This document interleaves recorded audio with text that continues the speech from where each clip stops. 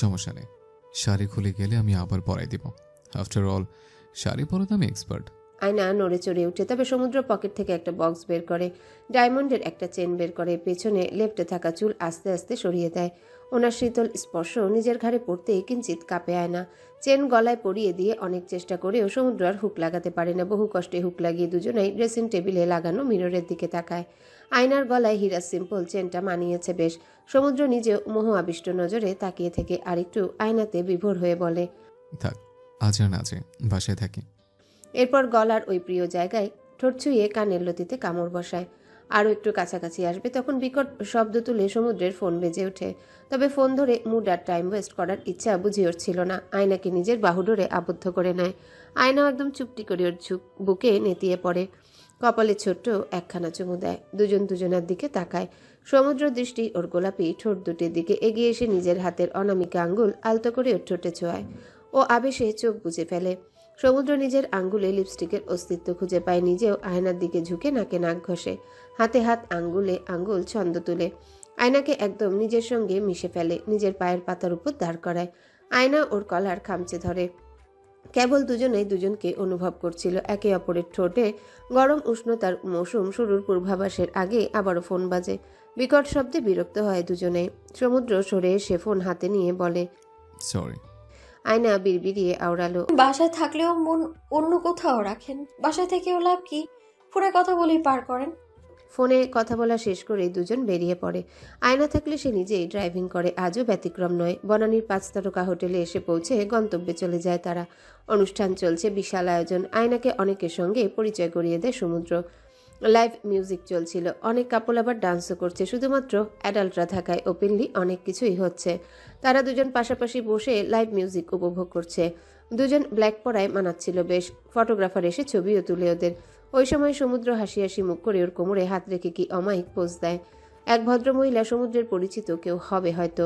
উনি এসে বলে, এই যে লাভ বার্ডস, তোমরা যাও রোমান্টিক ডান্স করো, বসে আছো কেন? সমুদ্র ওনার কথায় হেসে হাত বাড়িয়ে দিয়ে আয়নাকে প্রশ্ন করে। May I madam? আয়না একটু হতভম্ব হয়, তবে অদ্ভুত এক ভালো লাগা খেলে যায়। সে হাত এগিয়ে দিতেই উনি ধরে ফেলে, এগিয়ে নিয়ে চলে লাইভ মিউজিকের স্টেজের সামনে। ওদের দিকে ফোকাস লাইট জ্বলে। গায়ক গান পরিবর্তন করে নতুন করে গিটারে সুর তুলে গায়, I would never fall in love again until I found হার।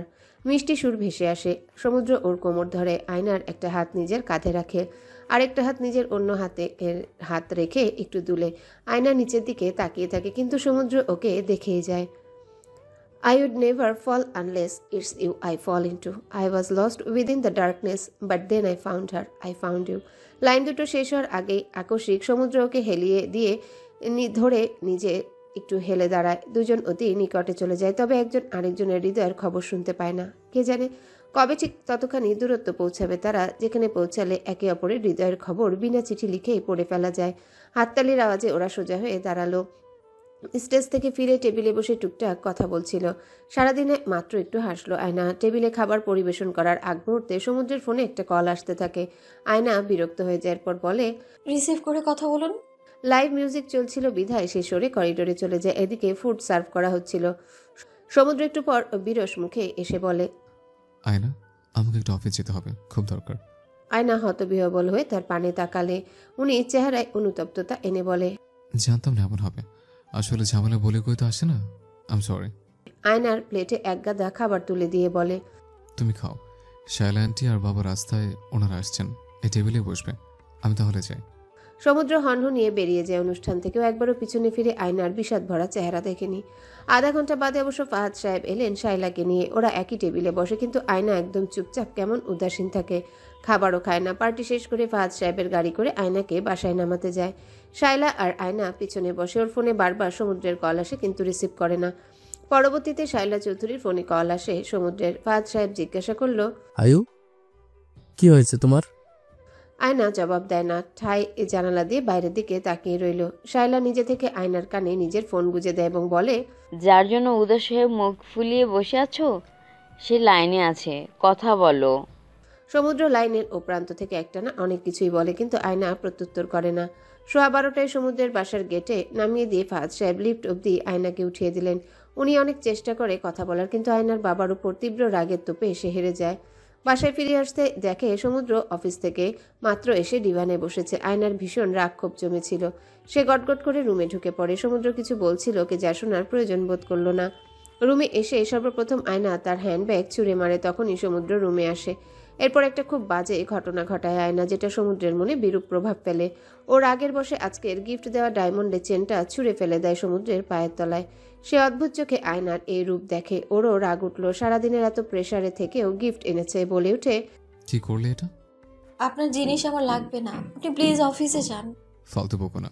আয়না তেজি কর্কশ গলায় বলে, সমুদ্র, আপনার আসলে আমার জন্য, আমাদের সম্পর্কের জন্য পার্সোনাল কোনো সময় নেই। অবসর পেলে আসেন সময় কাটাতে। আমি নিশ্চয়ই আপনার অবসর নই। সমুদ্র ভ্রুকুচকে বলে, রেগে আছো? সরি বলছি তো। কিন্তু আয়না দমে থাকে না, চিল্লাতে থাকে। ঝগড়া শুরু হয় তাদের মধ্যে। কথার পিঠে কথা দিয়ে একে অপরকে দমাতে চাইছিল। আয়না বলে, এই সম্পর্কের আসলে কোনো নাম নেই। পুরুষ মানুষ এর চেয়ে বেশি রক্ষিতাকেও সময় দেয়। আপনার কোথাও আমি নেই। আপনার জীবনে আমার কোনো ইম্পর্টেন্স নেই। আগাছার মতো আমি। সমুদ্রের কপালে রগ ফুলে উঠে রাগে। সে চেঁচিয়ে উঠে বলে, শাট আপ আয়না। ভীষণ জোরে চিৎকার দিয়ে কথাটা বলায় ভয়ে কেঁপে ডুকরে কেঁদে ফেলে ও। তবে সমুদ্র তো আক্কা করে না, শুধু বলে, নিজের দোষে অশান্তি বাড়াচ্ছ।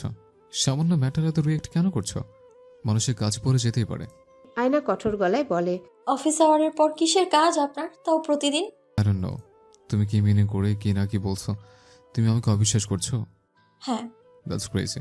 আপনি আসলে আমাকে ভালোবাসেন না, তাই না? এখানে ভালোবাসা কোত্থেকে আসলো? বিশ্বাসের সঙ্গেই ভালোবাসা জড়িত। আয়না উঠে এসে ওর কলার চেপে ধরে কাঁদতে কাঁদতে বলে, শুধু শুধু বিয়ে করে আমাকে এত মানসিক কষ্ট কেন দিচ্ছেন? এর যে শারীরিক আঘাতেও তো কম কষ্ট হয়। আমার সঙ্গে বনি মনে না হলে ছেড়ে দিলেই পারেন। সমুদ্র অগ্নিচক্ষু দৃষ্টিতে তাকিয়ে বলে, তুমি তো বিয়ের 7 দিন পর থেকে তালাক চাও।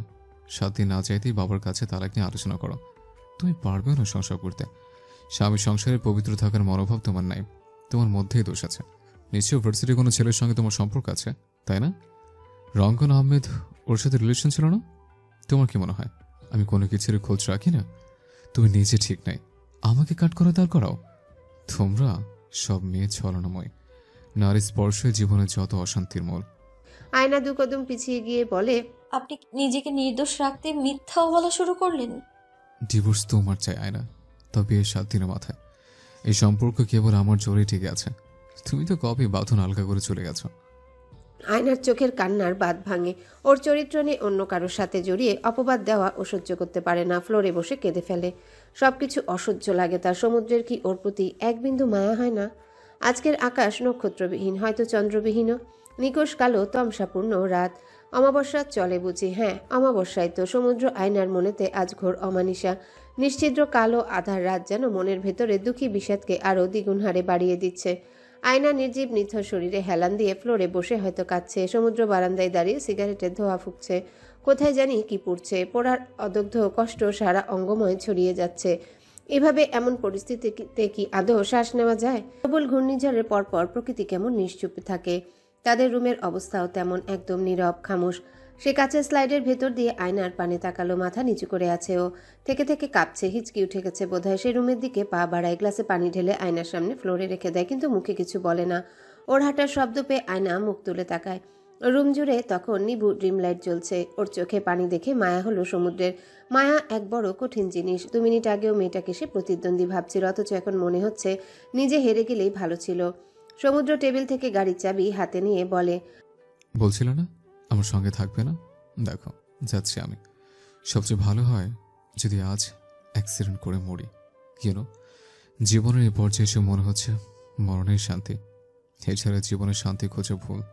আয়না বসে থাকা অবস্থাতেই ওর কথায় চমকে ওঠে। তবে সমুদ্র বলে যায়, তোমার চিন্তা ভাবনা এত জটিল কেন হয় না? রাতের বেলা অফিসে গেলে কেন খারাপ ইঙ্গিতে নিলে? আমার যা পছন্দ না হলে ওইখানে বাধা দিতে। কেন তো অশান্তি করলে? এমন টক্সিক রিলেশনশিপ বহন করা খুবই পীড়াদায়ক। আর তুমি এই অবস্থায় বাচ্চা চাও? হ্যাঁ, বাচ্চাকে কোন পরিবেশ দেবে? মা হিসেবে ব্যর্থ হবে তখন। আয়না নিজের 2 কানে হাত চাপ দিয়ে ধরে বলে, আপনার কোনো কথাই আমি শুনতে চাই না। সমুদ্র থামে, গটগট করে রুম ছেড়ে বেরিয়ে যায়। ওর যাওয়ার দিকে তাকে আয়না পাথর হয়ে বসে থাকে। নির্জীব দৃষ্টি মেলে। সমুদ্র বুঝেও বুঝলো না এই মুহূর্তে আয়নার আসলে একটা স্নিগ্ধ ভালোবাসাময় ছায়াময় স্পর্শ দরকার ছিল একখানা আদর টুকরো। কথার বিপরীতে ওকে বিপক্ষ দল বানিয়ে জিতে যাওয়াই কি আসল বিজয়? সমুদ্র কি সুন্দর কেবল নিজেরা দিকের কথা বলে জিতে যাও। বিপরীতে থাকা ব্যক্তিকে একদম বোঝো না। সে তো তোমার শত্রু নয়। রাত বেশ গভীর হচ্ছিল। 1:30 থেকে ঘড়ির কাঁটায় 2টোয় পৌঁছে আয়না ঠাই ফ্লোরেই বসে আছে। চোখের পানির বর্ষণ থেমেছে, অশ্রুমালা গালেই শুকিয়ে কাঠ। ঘড়ির কাঁটার শব্দেও ছমছমে ভাব। আয়নার চিন্তা হতে থাকে। সমুদ্র ফিরে আসার কোনো লক্ষণ নেই। কপালে সূক্ষ্ম চিন্তার রশ্মি পড়ে। উনি যাওয়ার আগে কিসব কুলক্ষণা কথাবার্তা বলছি। অ্যাক্সিডেন্ট হওয়ার এত ঝগড়ার মাঝেও কেবল ভালোবাসা আছে বিধায় ওনার জন্য ভীষণ ভাবনা আয়নার। আশেপাশে চোখ বুলালো, কতক্ষণ কেটে যায় খেয়াল নেই। তবে জোরে ফোন রিং হওয়ায় ওর অন্তর কেঁপে ওঠে, কেমন ভয় কাজ করে। ফোন কানে নিলে ওপাশ থেকে অপরিচিত গলায় কেউ বলে, আপনি সাদবিন রহমানের কে হন? কেন? কে আপনি? আমি ক্লাব বনানীর ম্যানেজার। উনি প্রায় অচেতন অবস্থায় আছে, প্রচুর ড্রিঙ্ক করেছে। এই অবস্থায় একাই ড্রাইভিং করতে যাচ্ছে, কিন্তু মাতাল অবস্থায় ড্রাইভিং করলে দুর্ঘটনা হবে। আপনি ওনার কে হন? আয়না খুব মিয়ে আসা গলায় বলে, ওয়াইফ। ওনাকে এসে নিয়ে যান ম্যাম, ক্লাব ক্লোজ করতে হবে। আপনি না আসলে উনি একাই চলে যাবে। ওকে অপেক্ষা করতে বলেন, আমি আসছি। আয়না কালো শাড়ি পরে গাড়ি নিয়ে বেরিয়ে যায়। যেতে সময় কম লাগে। রাস্তা একদম নির্জন ফাঁকা। নিজস্ব গাড়ি হওয়ায় নিরাপদে বনানী পৌঁছে সে। ক্লাবের সামনে যেতেই দেখলো ক্লাবের আয়োজন এখনো জমজমাট। রাস্তায় মানুষ না থাকলেও ক্লাবে অনেক মানুষই উপস্থিত। গানও বাজছে খুব লাউডভাবে। আয়না চোখ মুখ খিচে ভেতরে প্রবেশ করে। জীবনে কোনোদিনও এমন পরিবেশে যায়নি। ভেতরে ঢুকে সে অবাক হলো। পরিবেশ দেখে বোঝার উপায় নেই যে এখন মধ্যরাত। তার উপর তার বয়সী অনেক মেয়েও আছে। সে ভাবতো ক্লাবে কেবল ছেলেরাই যায়। ক্লাবটা খুব বেশি বড় না। প্রবেশ গেটে এসে দাঁড়াতেই সমুদ্রকে একদম শেষ প্রান্তে একটা টেবিলে বসে ওয়েটারের সঙ্গে কথা বলতে দেখা গেল। ওয়েটারের হাতে হরেক রকম ড্রিঙ্ক। ও চোখের পলকে এক প্যাক গিলে নিল। আয়না হেঁটে এসে ওনার সামনে গিয়ে দাঁড়িয়ে বলে, সমুদ্র। মাতাল থাকা অবস্থাতেও সমুদ্র আয়নার কণ্ঠস্বর চিনে ফেলেও পিছন ফিরে বলে, আয়না, তুমি এসেছো। এরপর ওয়েটারকে বলে, আমার ওয়াইফ আয়না, ও আসে সেলিব্রেশন হওয়া উচিত। ও ফের আরেক পেক নিয়ে গিলে এক ঢোকে। আয়না একদম সামনে এসে দাঁড়ায় এবং ওয়েটারকে ধমক দিয়ে বলে, দেখছেন না ওনার অবস্থা, তাও কেন দিচ্ছেন একটার পর একটা ড্রিঙ্ক? ওয়েটার ঝাড়ি খেয়ে কাচুমাচু করে বলে, আমার কাজেই তো সার্ভ করা, স্যারের অর্ডার ছিল। আপনি অর্ডার করা ড্রিঙ্ক নিয়ে চলে যান। ওয়েটার চলে গেলে সমুদ্র মন খারাপ করে বলে, খাওয়ার পর খুব আরাম লাগে, কোনো অশান্তি থাকে না। তুমি আলম ভাইকে যাইতে কেন বললে? আয়নাকে কিছু বলতে না দিয়ে ওর আয়নার গায়ে ঢুলে পড়ে বলে। সামটাইমস নিজে খুব ফের আপ হয়ে যায়। আয়না বলে, কষ্ট দিলেন আমাকে, কথার আঘাতে টুকরো টুকরো করে শেষ করে দিলেন আমায়, অথচ এখন নিজেই ভিকটিম রোল প্লে করছেন। আয়না, আমার অনেক কষ্ট আছে, তোমাকে বলি না, লোকেই তোমার থেকে। উনি পুরোপুরিভাবে মাতাল অবস্থায়, এমনকি বসে থাকতেও দুলছে। তবুও কি করুণ সুরে মাতলামো কথাবার্তা বলল, যেন সবটা সত্য। আয়না হাসে ওর কথা শুনে আর বলে, যে কষ্ট দেয় তারও কষ্ট থাকে নাকি? তোমার কথা কিছু বলছি না। বলেই উঠে দাঁড়িয়ে বারের দিকে গিয়ে আরেকটা বোতল হাতে নিয়ে বলে, বিলে অ্যাড করে দিয়েন। চুমুক দেওয়ার আগে আয়না ওর হাত থেকে বোতল নিয়ে বলে, মাতাল হয়ে আর কত মাতলামো করবেন? নিজে যে একজন ডক্টর সেটা মনে আছে আপনার? সমুদ্র একটু ভ্রু কুচকে মুখ কেমন করে, এরপর বলে, না, ভুলে গেছিলাম, এখন মনে পড়লো, আবার বোতল দাও। প্লিজ বাসায় চলেন, আপনার অবস্থা ভালো না। এত ড্রিঙ্ক কেউ করে? বাসায় মা বাবাকে কি জবাব দেবেন? লজ্জাশরম কিছু কি বাকি নেই আপনার? মাতাল অবস্থায় আছেন আপনি। সমুদ্র পিটপিট করে তাকিয়ে বলে, নো নো, আমি মাতাল না, বলছো? আমি একদম নর্মাল আছি। বিশ্বাস তো তুমি আমায় করো না, তার প্রমাণ দেই। এরপর থেমে বলে, আমাদের হৃৎপিণ্ড বুঝছো 4 প্রকোষ্ঠ বিশিষ্ট, সিস্টল ডায়াস্টল মিলে হৃৎস্পন্দন। আচ্ছা চুপ করুন, বাসায় যাব, চলুন। না, আমি আর বাসায় যাব না, তুমি আমার কথা শোনো। এরপর সমুদ্র আয়নার গলার কাছটার বনে হাত দিয়ে বলে, এটাকে ক্লাভিকেল বলে। মাতাল সমুদ্রের মনে হয় পুরাতন পড়াশোনা খেয়াল আসছিল। আয়নার গলা থেকে আরেকটু হাত নামিয়ে বলে, এ জায়গায় স্ক্যাপুলা থাকে। আয়না হাত দিয়ে ওনার হাত সরাতে চাইলে সমুদ্রর হাত ধরে ফেলে বলে, তোমার হাতের আঙুলের নামগুলো কিন্তু ফ্যালাঞ্জেস। তারপর আচমকা নিচে নেমে আয়নার পা নিজের ভাঁজ করা হাঁটুর উপর রেখে পায়ের আঙ্গুল ছুঁয়ে দেয়।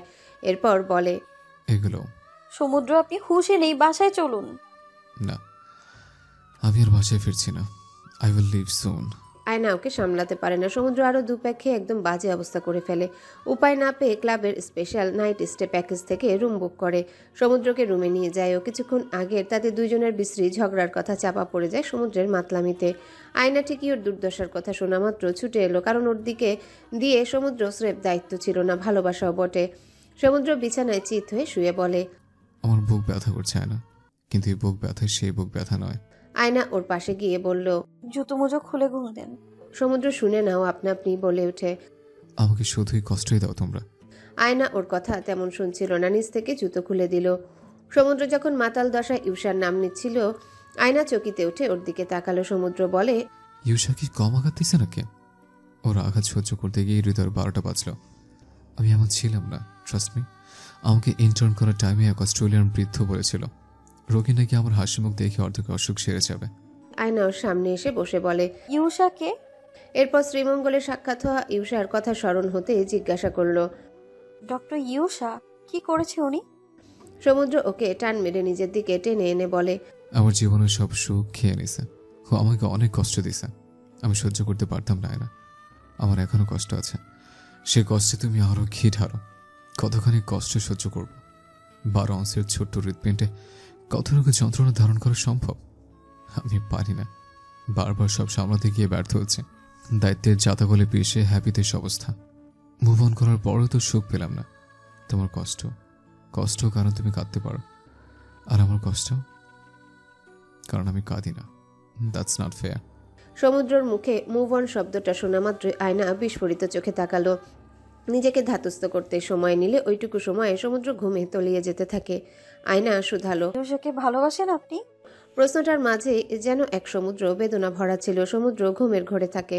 আয়না ঝাঁকালে বিরক্ত হয়ে বলে, আয়না দাঁড়িয়ে থাকে। এরপর না চাইতেও সমুদ্রর ফোন হাতায়। পাসওয়ার্ড জানলেও কোনোদিনও কিছু চেক করেনি, এতটাই বিশ্বাস ছিল ওর প্রতি। ফোনের গুগলস ফটোজের একটা ফাইলে ইউষার সঙ্গে সমুদ্রের ছবি দেখে। ওর যেন দুনিয়া থমকে যায়, কেমন অবশ্যই আসে, সবকিছু অন্ধকার দেখে। তার সমুদ্র অন্য কাউকে ভালোবাসে। দূর থেকে কেউ বলে ওঠে, ও তোমার সমুদ্র না বোকা মেয়ে।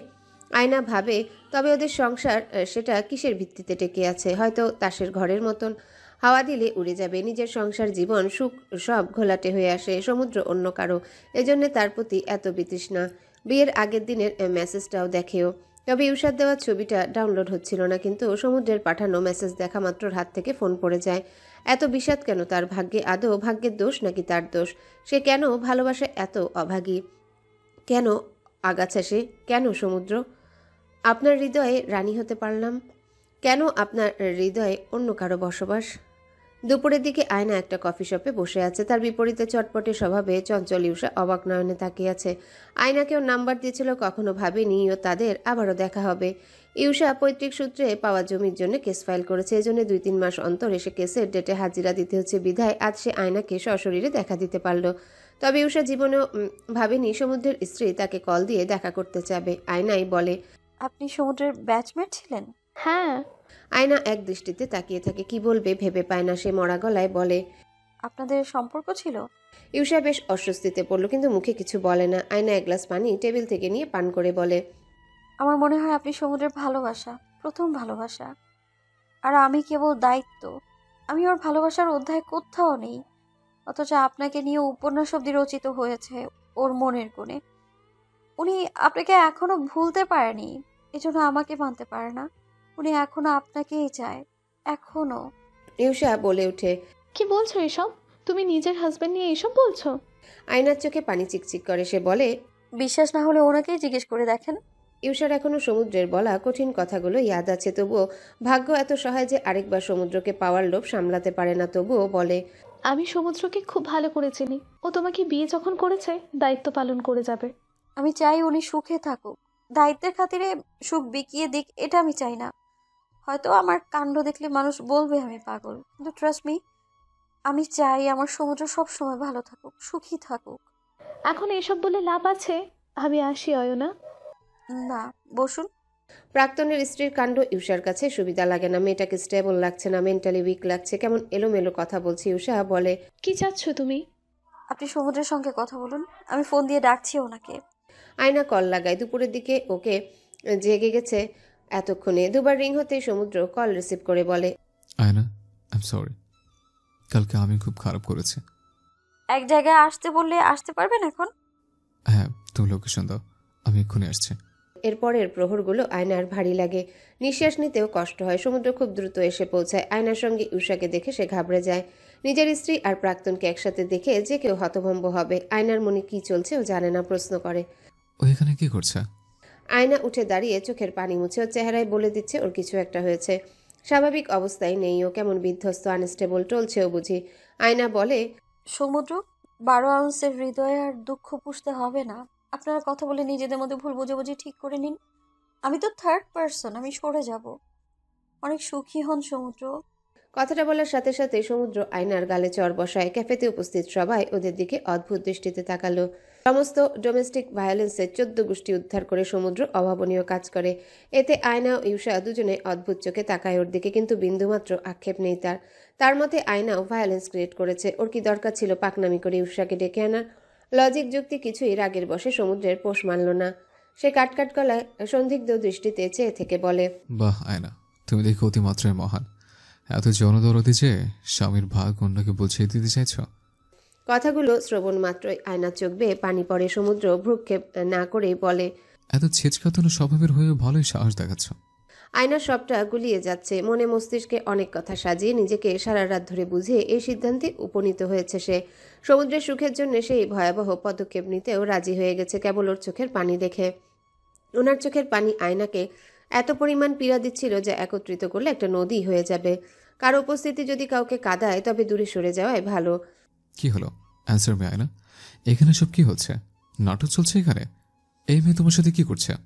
সমুদ্র যে প্রচণ্ড রেগে আছে তা ওর ব্যবহার আর চেহারায় প্রকাশ পাচ্ছে, যেটা ওর অতীত বর্তমান দুজনেই টের পাচ্ছে। ওর রাগের সামনে দুজনেই ঘাবড়ে কাচুমাচু হয়ে পড়ে। আয়না প্রচণ্ড অপমানিত বোধ করে। থাপ্পড় খাওয়ার পর সে চোখে আধার দেখছে। জীবনে প্রথম কেউ তার গায়ে হাত তুলল, তাও কে সে? যাকে ভালোবেসে সুখ ত্যাগ করে সে দেউলিয়া হতে চলেছে। সমুদ্র উত্তরের আশায় না থেকে ইউষার দিকে তাকিয়ে বলে, তোমার এখানে কাজ কি? কেন এসছো? ইউষা কিছুটা তেজি আওয়াজে বলে, আমার কোনো কাজ নাই, তোমার ওয়াইফেরই কাজ ছিল। এক প্রকার অনুরোধ করে এখানে আনিয়েছে আমাকে। সমুদ্র, আমি তোমাকে আগেও একবার বলেছি, আর একবার ভাবো আমাদের নিয়ে। Shut up. ভাবার আর আছে কি উষা? সব ঘাটে জল খেয়ে পুরাতন ঘাটে ফিরতে লজ্জা লাগে না? হস্টেনের সঙ্গে থেকে তৃপ্তি মিলল না? আবার কোন মুখ নিয়ে আমার কাছে ব্যাক করবে তুমি? ওর চোখ মুখ শক্ত হয় লজ্জায়, অপমানে চোখ নিচে নামিয়ে ফেলে বলে, অর্ণার সঙ্গে তোমার সম্পর্ক ভালো না, তোমার ওর সাথে সংসার করতে কষ্ট হচ্ছে, কজ ইউ লাভ মি সমু। সমুদ্র কথাগুলো শোনা মাত্রই বিকট গমগমে আওয়াজে চিল্লিয়ে উঠে বলে, আই জাস্ট হেট ইউ। এই কথাগুলো চিট করার দিনে বলা দরকার ছিল ইউষা। আমি আর জীবনে তোমার চেহারা দেখতে চাই না। ইউষা তাচ্ছিল্যের হাসি হেসে বলে, তোমার ওয়াইফ তো পারলে হাতে পায়ে ধরে আমাকে তোমার লাইফে আনার ট্রাই করছে, অথচ আমার ওপর ক্ষেপছো তুমি। সমুদ্র এতক্ষণে আয়নার দিকে মনোযোগী হয়। ইউষার উপস্থিতিও তাকে আর ভাবায় না, কিন্তু ততক্ষণে আয়না ক্যাফে ছেড়ে বেরিয়ে গেছে। সে হতাশার নিঃশ্বাস ফেলে নিজেকে সামলায়। কি থেকে কি হচ্ছে কিছু বুঝে উঠতে পারছে না। কাল অবধি যেখানে সব ঠিক ছিল, আজ আয়না এত অবুঝের মতো ব্যবহার কেন করছে? সে ইউষার সঙ্গে কথা বাড়ালো না, আসলে সময় নেই হাতে। আয়নাকে অনুসরণ করে। আয়না তখন মাঝ রাস্তায় এলোমেলো পায়ে হাঁটছে। দুপুরে সূর্য মাথায় খাড়াভাবে কিরণ চড়াচ্ছে। শীতের শেষে সূর্যের আরাম রোদ গায়ে লাগছে। সে পা ফেলতে পারছে না, মাথা ভারী লাগছে। চারিদিক থেকে হর্নের শব্দে বুদ্ধি লোপ পায়। হাঁটা থামিয়ে দিয়ে ঠায় দাঁড়িয়ে থাকে। নিঃশ্বাস নিতে কষ্ট হচ্ছিল বেজায়। চারিপাশে এত আওয়াজ, কিছুই কানে ঢুকছে না। কেবল কানে ঝনঝন করে বাজছে সমু নামটা। ও তার মানে ইউষা তবে সমুদ্রকে সমু বলে ডাকতো।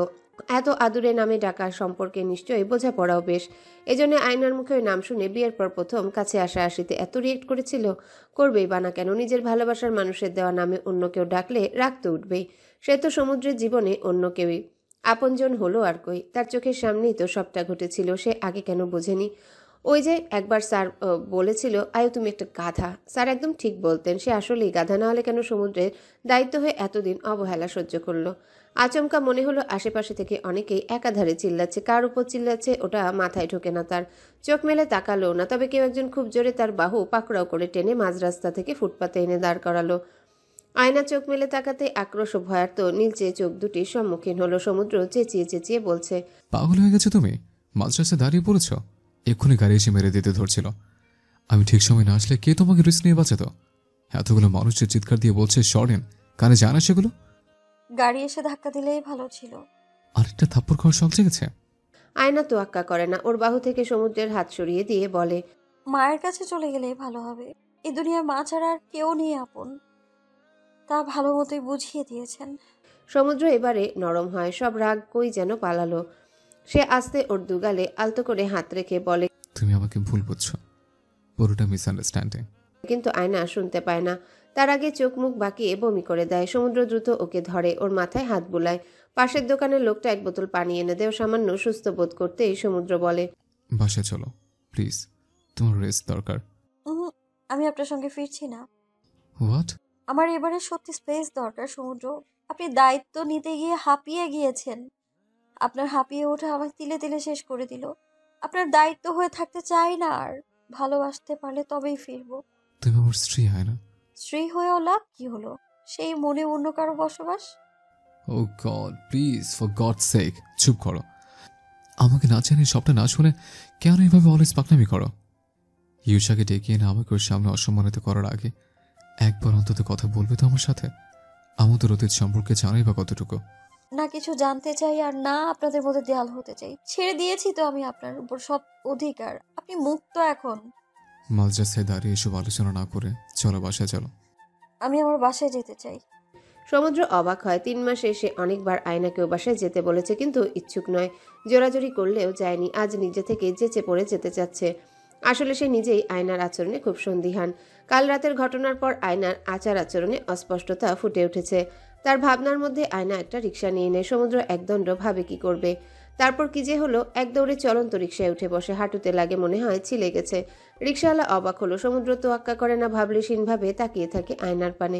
তারপর আয়নাকে শুধালো, একবারও জিজ্ঞেস করেছো আমি মুক্তি চাই কিনা? She is my past. Past হলে ওর ছবি আপনার ফোনে কেন? আমার ফোন চেক করলে কবে? যা জিজ্ঞেস করছি সেটার উত্তর দিলেন না যে। রিক্সা ভাঙা রাস্তার উপর দিয়ে যাওয়ার সময় বেশ খানিকটা ঝাঁকি খায়। দ্রুত সমুদ্রকে ধরে যেন অসুস্থ শরীরে পড়ে না যায়। এরপর বলে, ফেসবুক, হোয়াটসঅ্যাপ, সিমে সব জায়গার স্থান ব্লক লিস্টে। ছবিও তো ডিলিট করেছে, তাও কিভাবে দেখলে জানি না। আয়না বিষাদময় হাসি হেসে বলে, নাম্বার ব্লক লিস্টে রেখেই বা হচ্ছেটা কি? মন থেকে তো আর ব্লক করতে পারছেন না। সমুদ্র পাল্টা কঠিন প্রশ্ন রোদের উত্তাপে জ্বলে যায়। সত্যি বলছে আয়না, ওর আসলে এর দায়িত্ব সামলাতে গিয়ে হাঁপিয়ে গেছে। ওর শান্তি দরকার, ভালোবাসা দরকার। পৃথিবীর কোন কোণে গেলে ভালোবাসার শান্তি মিলবে? আদৌ সংসার জীবনে শান্তি মিলে? আয়নাকে এই মুহূর্তে কিছু বলেও লাভ নেই। ও নিজের মতো উত্তর খুঁজে নিচ্ছে। সমুদ্রের দেওয়া কোনো উত্তরই এই মুহূর্তে গ্রহণযোগ্যতা পাবে না। রিকশা এসে থামে আয়নার মিরপুরের বাসার সামনে। 6তলা বিল্ডিংয়ের সামনে আসতেই সমুদ্র ভাড়া দেওয়ার জন্য ওয়ালেট বের করে। ওয়ালেটের ট্রান্সপারেন্ট স্থানে তার আর আয়নার ছবি প্রিন্ট করে রাখা। কোনোদিনও ওয়ালেট চেক করলো না ও। তবে ঠিকই ফোন ঘেটে কুৎসিত অতীত টেনে বের করলো। তারও দোষ আছে। আয়না তার সম্বন্ধে জানার সব অধিকার আছে, কিন্তু তবুও গোপন করেছে নিজের অতীত।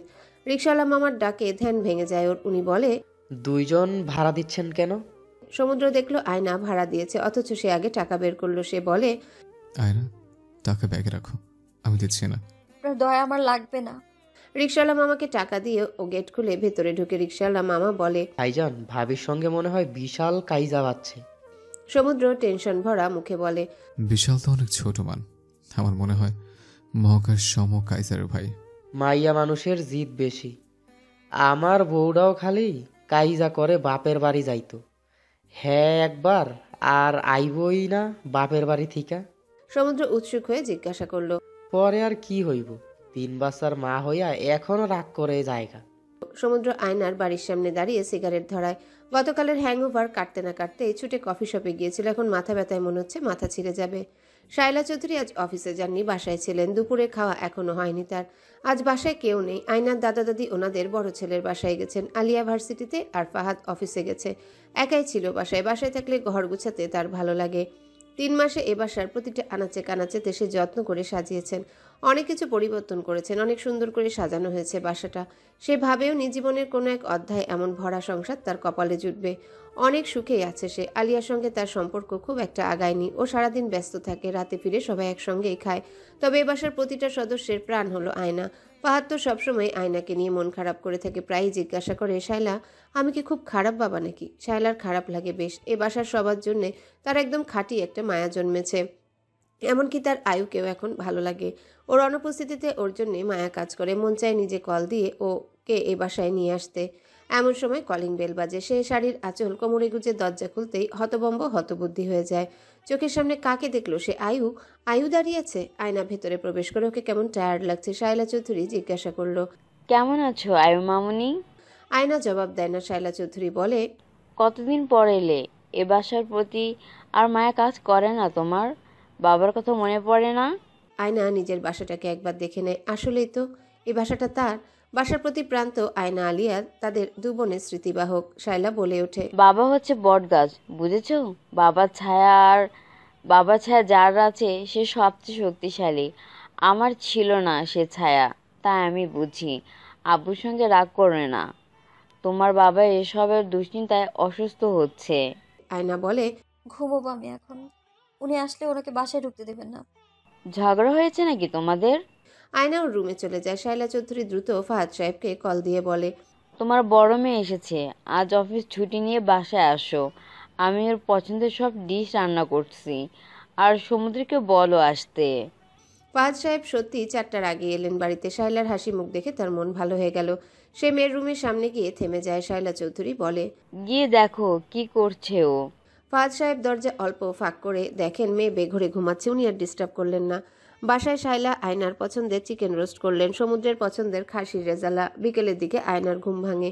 একটু পর শায়লা চৌধুরী 1 কাপ চা এনে দিলেন, আর দরজা খুলে দিতেই মিলি লেজ গুটিয়ে এসে আয়নার সামনে দাঁড়ালো।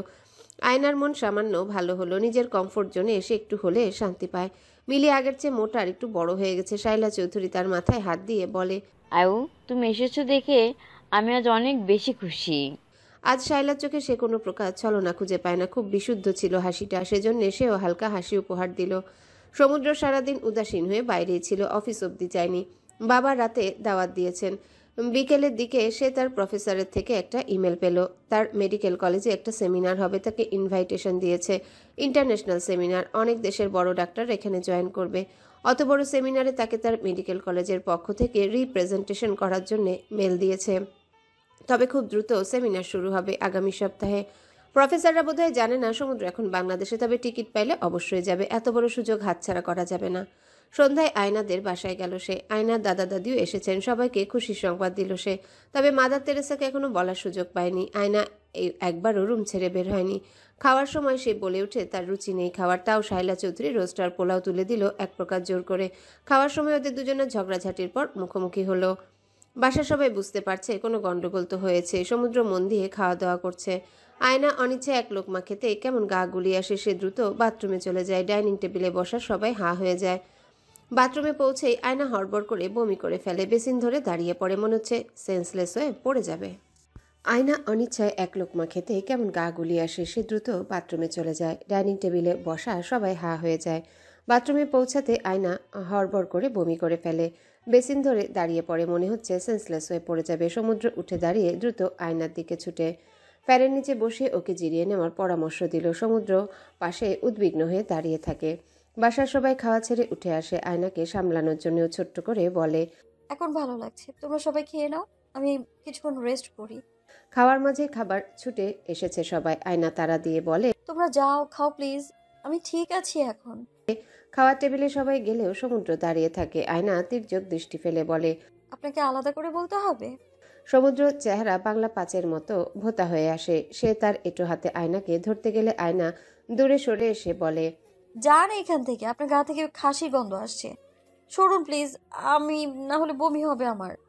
আয়না ওর ওড়না দিয়ে নাক চেপে ধরে, যেন সত্যি সমুদ্রের গা থেকে স্মেল আসছে। সে একবার নাক দিয়ে শার্টের স্মেল নেয়। পারফিউমের গন্ধই ভকভক করছে। তাও যে কেন তার গায়ে স্মেল পাচ্ছে ও। সে বলে ওঠে, আমার গা থেকে ছাগলের মতো গন্ধ আসছে। রুম ছেড়ে যান, পুরো রুম খাসির গন্ধে ভরে যাবে। সমুদ্র বেশ অপমানিত বোধ করে। ঝগড়া হয়েছে তাই বলে এভাবে গা দিয়ে খাসির গন্ধ পায় বলে অপমান করবে। সে রুম ছেড়ে বেরিয়ে খাওয়ার টেবিলে বসলো। আয়োজন অনেক করা হয়েছে। তার শ্বশুর ফাহাদ সাহেব অতিথি আপ্যায়ন করতে খুব ভালোবাসেন। আর সেক্ষেত্রে যদি অতিথি মেয়ে জামাই হয় তাহলে বাড়াবাড়ি পর্যায়ে চলে যান উনি। আজও ব্যতিক্রম নয়। সমুদ্র খাবার নিয়ে নাড়াচাড়া করে। খাওয়া গলা দিয়ে নামছে না, অস্বস্তি লাগছে তার। রাতের ঝগড়াঝাটি আর আজকের করা আয়নার ইউষাকে জড়িয়ে বেখাপ্পা কর্মকাণ্ড তাকে ভাবিয়ে তুলছে। খাওয়ার টেবিলে আয়নাকে নিয়ে আলোচনা চলছে। ওকে ওর বাসার সবাই আয়ু বলে ডাকে। আয়নার দাদি সালেহা বানু বলে ওঠে, আয়ু বাবু কিছুই মুখে দিতে পারছে না, সব বমি করলো। আয়ু পোয়াতি হলো নাকি? সমুদ্র এক লোকমা খাওয়া মুখে দিয়ে খাচ্ছিল। ওর খেতে খেতে কাশি উঠে যায়। খাবার গলায় গিয়ে বাজে ওনার কথা শুনে। দ্রুত ফাহাদ সাহেব ওর পিঠে হাত দিয়ে বুলাতে থাকে আর জিজ্ঞাসা করলো, কি হলো বাবা, ঠিক আছো? জি। এরপর কিছু পল সময় নিয়ে নিজেকে ধাতস্থ করে ফেলে। ও ভাবে শ্বশুর মশাই যদি জানতো সমুদ্রের তার মেয়ের সঙ্গে এমন বাজে ঝগড়া হয়েছে, তাহলে মাটন খাওয়ার পরিবর্তে তাকে খাসি ভেবে জবাই করে দিত। সমুদ্র স্বাভাবিক হলে দাদি ফের জিজ্ঞাসা করলেন, দিদি ভাই, কোনো খুশির সংবাদ আছে? সমুদ্র ভ্যাবাচাকা খায়। শ্বশুরের সামনে দাদি এসব কি বলেন? লাগাম টানেন না কেন উনি? ভারী লজ্জা লাগে সমুদ্রের। বমি করা থেকে কোন ভাবনায় পদার্পণ করলেন উনি? কত রোগী বমি করছে, সবাই কি প্রেগনেন্ট হয় নাকি? কি আজব থট। সে নম্র গলায় বলে, না না দাদি, ওর শরীর ভালো না। কাল থেকে আজেবাজে ফাস্টফুড বেশি গেছে। আজকে আবার ঠিক মতো খায়নি, গ্যাস্ট্রিক মনে হয়। আমি ওষুধ দিচ্ছি, তখন বাচ্চা চলে যাবে, না মানে গ্যাস্ট্রিক চলে যাবে, ঠিক হয়ে যাবে আর কি। এক নাগারে খুব এলোমেলোভাবে কিছু মিথ্যা বলে সন্দেহ দূর করার চেষ্টা করে। তাছাড়া তার ধারণা এমন কিছুই না। তারা এখনো ফ্যামিলি প্ল্যানিং এর পরিকল্পনা করেনি। আয়না কাল থেকে কান্নাকাটি করছে, নিশ্চয়ই প্রেশার ফল করে এই অবস্থা। আয়না আবার কাঁদতে পারে না, কাঁদলেই নাকি ওর মাথা ব্যথা, অসুস্থতা বোধ হয়। এসব জানার পরও সমুদ্রকে কষ্ট দেয়। খাওয়ার পর সমুদ্র ডাইনিং রুমে বসে থাকে, ফোন চালায় বসে। বাড়ির পুরুষরা খেয়াল না করলেও শায়লা চৌধুরী বুঝে সমুদ্র আর আয়ুর মধ্যে বেশ ঝামেলা হচ্ছে। সমুদ্রের চোখ মুখ আর অভিব্যক্তি দেখেও ধারণা করা যাচ্ছে। তবে একবারে কিছু বলবে না সে। এ বাসায় এসে বুঝেছে ফাহাদ থেকে শুরু করে প্রতিটা সদস্য আয়নাতে চোখ হারায়। আয়নার সঙ্গে ঝামেলা জড়ানো মানে নিজের পায়ে কুড়াল মারা। একটু পর সালেহা বানু হাতে অনেক কিছু নিয়ে ফিরলেন। আয়ুর রুমে যাওয়ার আগে সমুদ্রকেও ডাকেন। সমুদ্র তাকে অনুসরণ করে রুমের ভেতরে আসে। উনি দুটি ছোট ছোট কাঁথা আর ছোট্ট বাচ্চাদের 2 সেট জামা এনেছেন, সাথে একটা ফিডার, একটা লাল রঙের খেলনা গাড়ি। আয়নার দাদির হাতে বাচ্চাদের জিনিসপত্র দেখে হতভম্ব হয়। সে বুঝে পায় না কি বলবে। দাদি সব বাচ্চার জিনিসপত্র আয়নার হাতে তুলে দিল। দাদি বলে ওঠে, ওইগুলো খুব তাড়াতাড়ি কাজে লাগবে, তাই না বুবু? আয়না লজ্জায় লাল হয়ে যায়, মুখ দিয়ে কিছু বের হতে চায় না। সমুদ্র তার দিকে তাকিয়ে আছে। তাদের সম্পর্কের এমন টানাপোড়ান যাচ্ছে আর দুনিয়ার মানুষের কত শখ তাদের নিয়ে। হাহ। আয়নার হাতে খেলনা গাড়ির ফিডার দেখে সমুদ্রের বুকের মধ্যে উথাল পাথাল শুরু হয়। কোথায় জানি চিনচিন ব্যথা অনুভব লাগে। দাদি চলে গেলে সমুদ্র বলে, বাচ্চাদের জিনিসপত্র দেখতে খুব কিউট, তো যত্ন করে রেখে দাও, কাজে আসবে। আয়না এতক্ষণে ওর সাথে কথা বলল। বলে উঠে, আপনার তো বাচ্চা অ্যানোয়িং লাগে। সমুদ্র আমতা আমতা করে বলে, হ্যাঁ তা লাগে, কিন্তু আয়না না শুনেই উঠে দাঁড়ায়, আলমারির দিকে এগোয়। সমুদ্র বুঝে না কোথা থেকে শুরু করবে। কিছু ভাবতে চাইলে সে সবার আগে সিগারেট ধরায়। প্রথমে রঙ্গনের বিষয়টা ক্লিয়ার করতে হবে। রঙ্গন ওর কলেজ জুনিয়র, নটরডামের জুনিয়র। নটরডামের পোলারা ম্যাক্সিমাম বুয়ের ঢাবিতেই যায়। তার আরেক জুনিয়রও ঢাবিতে আছে। সেই সুবাদে ওর মাধ্যমে জানতে পেরেছিল ওদের ব্যাচে নাকি সবাই আয়নাকে রঙ্গনের হাফ গার্লফ্রেন্ড বলে ডাকতো। কেন ডাকে বা ডাকতো এটা জানতে পারেনি সে। তবে রঙ্গন আয়নার বাসায় এসেছিল এটা খেয়াল ছিল। কোনোদিনও জিজ্ঞাসা করেনি আয়নাকে এ নিয়ে, কারণ তার নিজেরও অতীত আছে। কিন্তু কাল রাতে আয়না অতিরিক্ত বাড়াবাড়ি করছিল, ইতিমধ্যেই তাকে চরিত্রহীন বানায় দিচ্ছিল। আয়নার ধারণা সমুদ্র অফিসের নাম করে সবটা টাইম মেয়েদের সঙ্গে কাটাচ্ছে। আয়নাকে টাওয়েল হাতে নিতে দেখে ও বলল, এই সময় গোসল করো না, পরে ঠান্ডা লেগে যাবে। এমনিতে গ্যাস্ট্রিকের জন্য বমি করছো, আমি গ্যাস্ট্রিকের ওষুধ দিচ্ছি। আমার গ্যাস্ট্রিকের সমস্যা হয়েছে, এটা আপনাকে কে বললো? আমাকে কে বলবে, আমি ভালো বুঝি। সমুদ্র কাজ থামায় না, সাদা কাগজ কলম নিয়ে সময় নিয়ে কি সব লিখে। এরপর আয়নার হাতে দিয়ে দেয়। আয়না পড়েও না। সে সিগারেট হাতে নিতে ধরলেই আয়না বাজখাই গলায় বলে, আমার রুমে সিগারেট ধরাবেন না, তাহলে 5 তলা থেকে ফেলে দেবো একদম। সমুদ্র আর সিগারেট ধরানোর সাহস হয় না। সে বলে ওঠে, তাহলে কিছুক্ষণ শুয়ে থাকি, তোমার সাথে কিছু কথা আছে। Let us talk and give me time for explanation. আয়না টাওয়েল ওর হাতে ধরিয়ে দিয়ে বলে, আপনি গোসল করে আসেন, পুরো রুম গোয়াল ঘরের গন্ধ হচ্ছে। এখন গা থেকে খাসি খাসি গন্ধ আসছে। আয়না জবাব না দিয়ে নাক চেপে ধরে কাগজের লেখা পড়তে শুরু করে। সমুদ্র একটু হেসে গোসলে চলে যায়। এই রাতের বেলাও গোসল করলো। ইচ্ছে মতো গায়ে ডলে ডলে সাবান মাখে, যেন গায়ে কোনো গন্ধ না থাকে। সে বেরিয়ে এলো। রুমে তখন আয়না বাদেও দাদি ছিলেন, সঙ্গে শায়লা চৌধুরীও। সে বিরক্ত হলো। বারবার একাকী সময় চাচ্ছে, কিন্তু একটু পরপর কেউ না কেউ এসে ডিস্টার্ব করছে, কথা বলার সুযোগ দিচ্ছে না কেউ। সমুদ্রকে রাতে গোসল সেরে বেরিয়ে আসতে দেখে দাদি আর শায়লা চৌধুরী একে অপরের দিকে তাকায়, পর মুচকি হাসেন। সমুদ্র ওনাদের কিভাবে বুঝাবে তাদের দুজনের মধ্যে রোমান্টিক কিছু ঘটেনি, বরং আয়নার অভিযোগ তার গা থেকে নাকি বিশ্রী গন্ধ আসছে। আয়নার জন্য এক গ্লাস দুধ রেখে ওনারা চলে গেলে সমুদ্র বলে ওঠে, শোনো, আমি কয়েকদিনের মধ্যে অস্ট্রেলিয়া। আয়না পুরোটা অবধি শোনে না, তার আগেই এতক্ষণ আপনার গা থেকে খাসির গন্ধ আসছিল, আর এখন আবার গরুর গন্ধ আসছে। ছি! সমুদ্র চোখ গোল গোল করে তাকালো, কি বলবে ভাষা খুঁজে পাচ্ছে না। আয়নার চিৎকারে বাসার সবাই চলে এসেছে, উকিঝুঁকি মারছে। অসুস্থ মানুষ দাদাও এসেছেন। ফাহাদ সাহেব ভ্রু কুঁচকে দাঁড়িয়ে আছেন। সবার দৃষ্টি সমুদ্রের দিকে, যেন সে জেলখানার পালানো আসামি। সমুদ্র আমতা আমতা করে বলে, আমার গা থেকে নাকি গরুর মতো গন্ধ আসছে। বাবা, টেনশন করবেন না, আমি আবার শাওয়ার নিয়ে আসছি। সে ফের বাথরুমে ঢুকে মনে মনে আয়নাকে একগাদা গালি দিল। বাসার সবাই তাদের দিকে অদ্ভুতভাবে তাকিয়ে আছে, যেন সোজা পাগলা গারদ থেকে ছাড়া পেয়েছে। সবার সামনে ইজ্জতের 12টা বাজায় দিল। রাতের বেলা সমুদ্র জিজ্ঞাসা করলো, আয়না, সাদা কাগজটা পড়েছ? আয়না অন্যদিকে ফিরে বলে, হ্যাঁ। তারপরও কথা বলবে না? তোমার নীরবতা আমাকে কষ্ট দিচ্ছে। আয়না ভ্রু কুচকে থেকে বলে, ওটা দারোয়ানকে দিয়েছি। হোয়াট? তুমি এত কিছু করার পরও আমি একবারে ইকো বিসর্জন দিয়ে সরি লিখে দিলাম, আর ওটা কোন আকেলে দারুণকে দাও তুমি? আমি ভেবেছি ওখানে কোনো মেডিসিনের নাম লেখা আছে, এজন্য ফার্মাসি গিয়ে কিনে আনতে পাঠিয়েছি আমি। সমুদ্র রাগে নিজের চুল ছিঁড়তে মন চাইলো, বলে, আমি সরি লিখে দিলাম, আর তুমি সেটা ফার্মেসি পাঠালে? প্রেসক্রিপশন ভেবেছিলাম। সমুদ্র থ হয়ে যায়, তবে আয়না তাকে আরো অবাক করে দিয়ে বলে, আপনাকে নিয়ে আমি বেডে শুবো, আপনি সোফায় শুয়ে পড়েন, নইলে দাদার সঙ্গে ঘুমান। সমুদ্র হা হয়ে যায় পুরো। আয়না একটা বালিশ ছুঁড়ে মারে তার গায়ে, কিন্তু সমুদ্র তো আক্কা করে না, একদম আয়নার গা ঘেঁষে বসে বলে। খবর শুনেছ? আয়না নিশ্চুপ থাকলে সমুদ্র বলে ওঠে, আমি একটা কনফারেন্সের জন্য সিলেক্ট হয়েছে। আমার ব্যাচ থেকে মাত্র 2 জনকে সিলেকশন করেছে, তার মধ্যে আমি একজন। আগামী সপ্তাহে যেতে হবে অস্ট্রেলিয়া। আয়না, এই সেমিনার অ্যাটেন্ড করা আমার জন্য অনেক জরুরি। ট্রাস্ট মি, 1 মাস আগে জানলেও আমি তোমার জন্য ভিসার কাজের প্রসেস শুরু করতাম। মাত্র 1 মাস থাকবো। আয়না ওর দিকে ঘুরে তাকিয়ে বলে, আমাকে বলছেন কেন? অনুমতি নিচ্ছি, তুমি রাজি থাকলে আমি যাব, মানা করলে যাব না। আয়না আবারও নিশ্চুপ থাকলে সমুদ্র ওর ভেজা চোখ জোড়ায় চুমু এঁকে দিয়ে বলে, আই এম সরি, অন্য কাউকে নিয়ে তোমাকে খোটা দেওয়া খুব বড় অপরাধ আমার। অনেক বড় ভুল হয়েছে, অনেক রেগেছিলাম ওই সময়। কিন্তু আয়না ওর সরি গ্রহণ করে না। মাঝখানে একটা বালিশ দিয়ে ব্যারিকেড দিয়ে শুয়ে পড়ে। সমুদ্র বলে, ধরে নিব রাজি আছো? আয়না মাথা ঝাঁকিয়ে সম্মতি দিল। উনি বলে ওঠে, বুক করে ফেলবো। সমুদ্র গিয়ে সোফায় শুয়ে পড়ে। তার মতো লম্বা মানুষের পক্ষে সোফায় শোয়া বিশাল কঠিন কার্য। সে মনে মনে ঠিক করে অস্ট্রেলিয়া থেকে ফেরত আসার আগ অবধি আয়না বাপের বাড়ি থাকলে থাকবে, সম্পূর্ণ তার ইচ্ছা। তার নিজের পরিকল্পনা ছিল ইউসাকে নিয়ে সব ক্লিয়ার করার, কিন্তু আয়না অসুস্থতার উপর এত পরিমাণ যে কিছু শুনতেই চাইছে না। মাথা ঠান্ডা হলে বুঝাতে হবে ইউসার সঙ্গে সম্পর্ক ছিল, কিন্তু অনেক বড় কারণে সম্পর্কের ইতি টেনেছে সে। সমুদ্রের 3 দিন পর ফ্লাইট ছিল। এই 3 দিনের মধ্যে আয়না একবারও সমুদ্রের বাসায় আসেনি। সমুদ্রের আজকে দুপুর ফ্লাইট, বের হবে রেডি হয়েছে, কালো রঙের টি শার্ট পরেছে। শায়লা চৌধুরী আসবেন তাকে বিদায় জানাতে, তখন আয়নারও আসার কথা। যাওয়ার আগে শেষবার দেখা করে নিবে, কিন্তু শায়লা চৌধুরী একাই এলেন, সঙ্গে আয়নাকে আনেননি।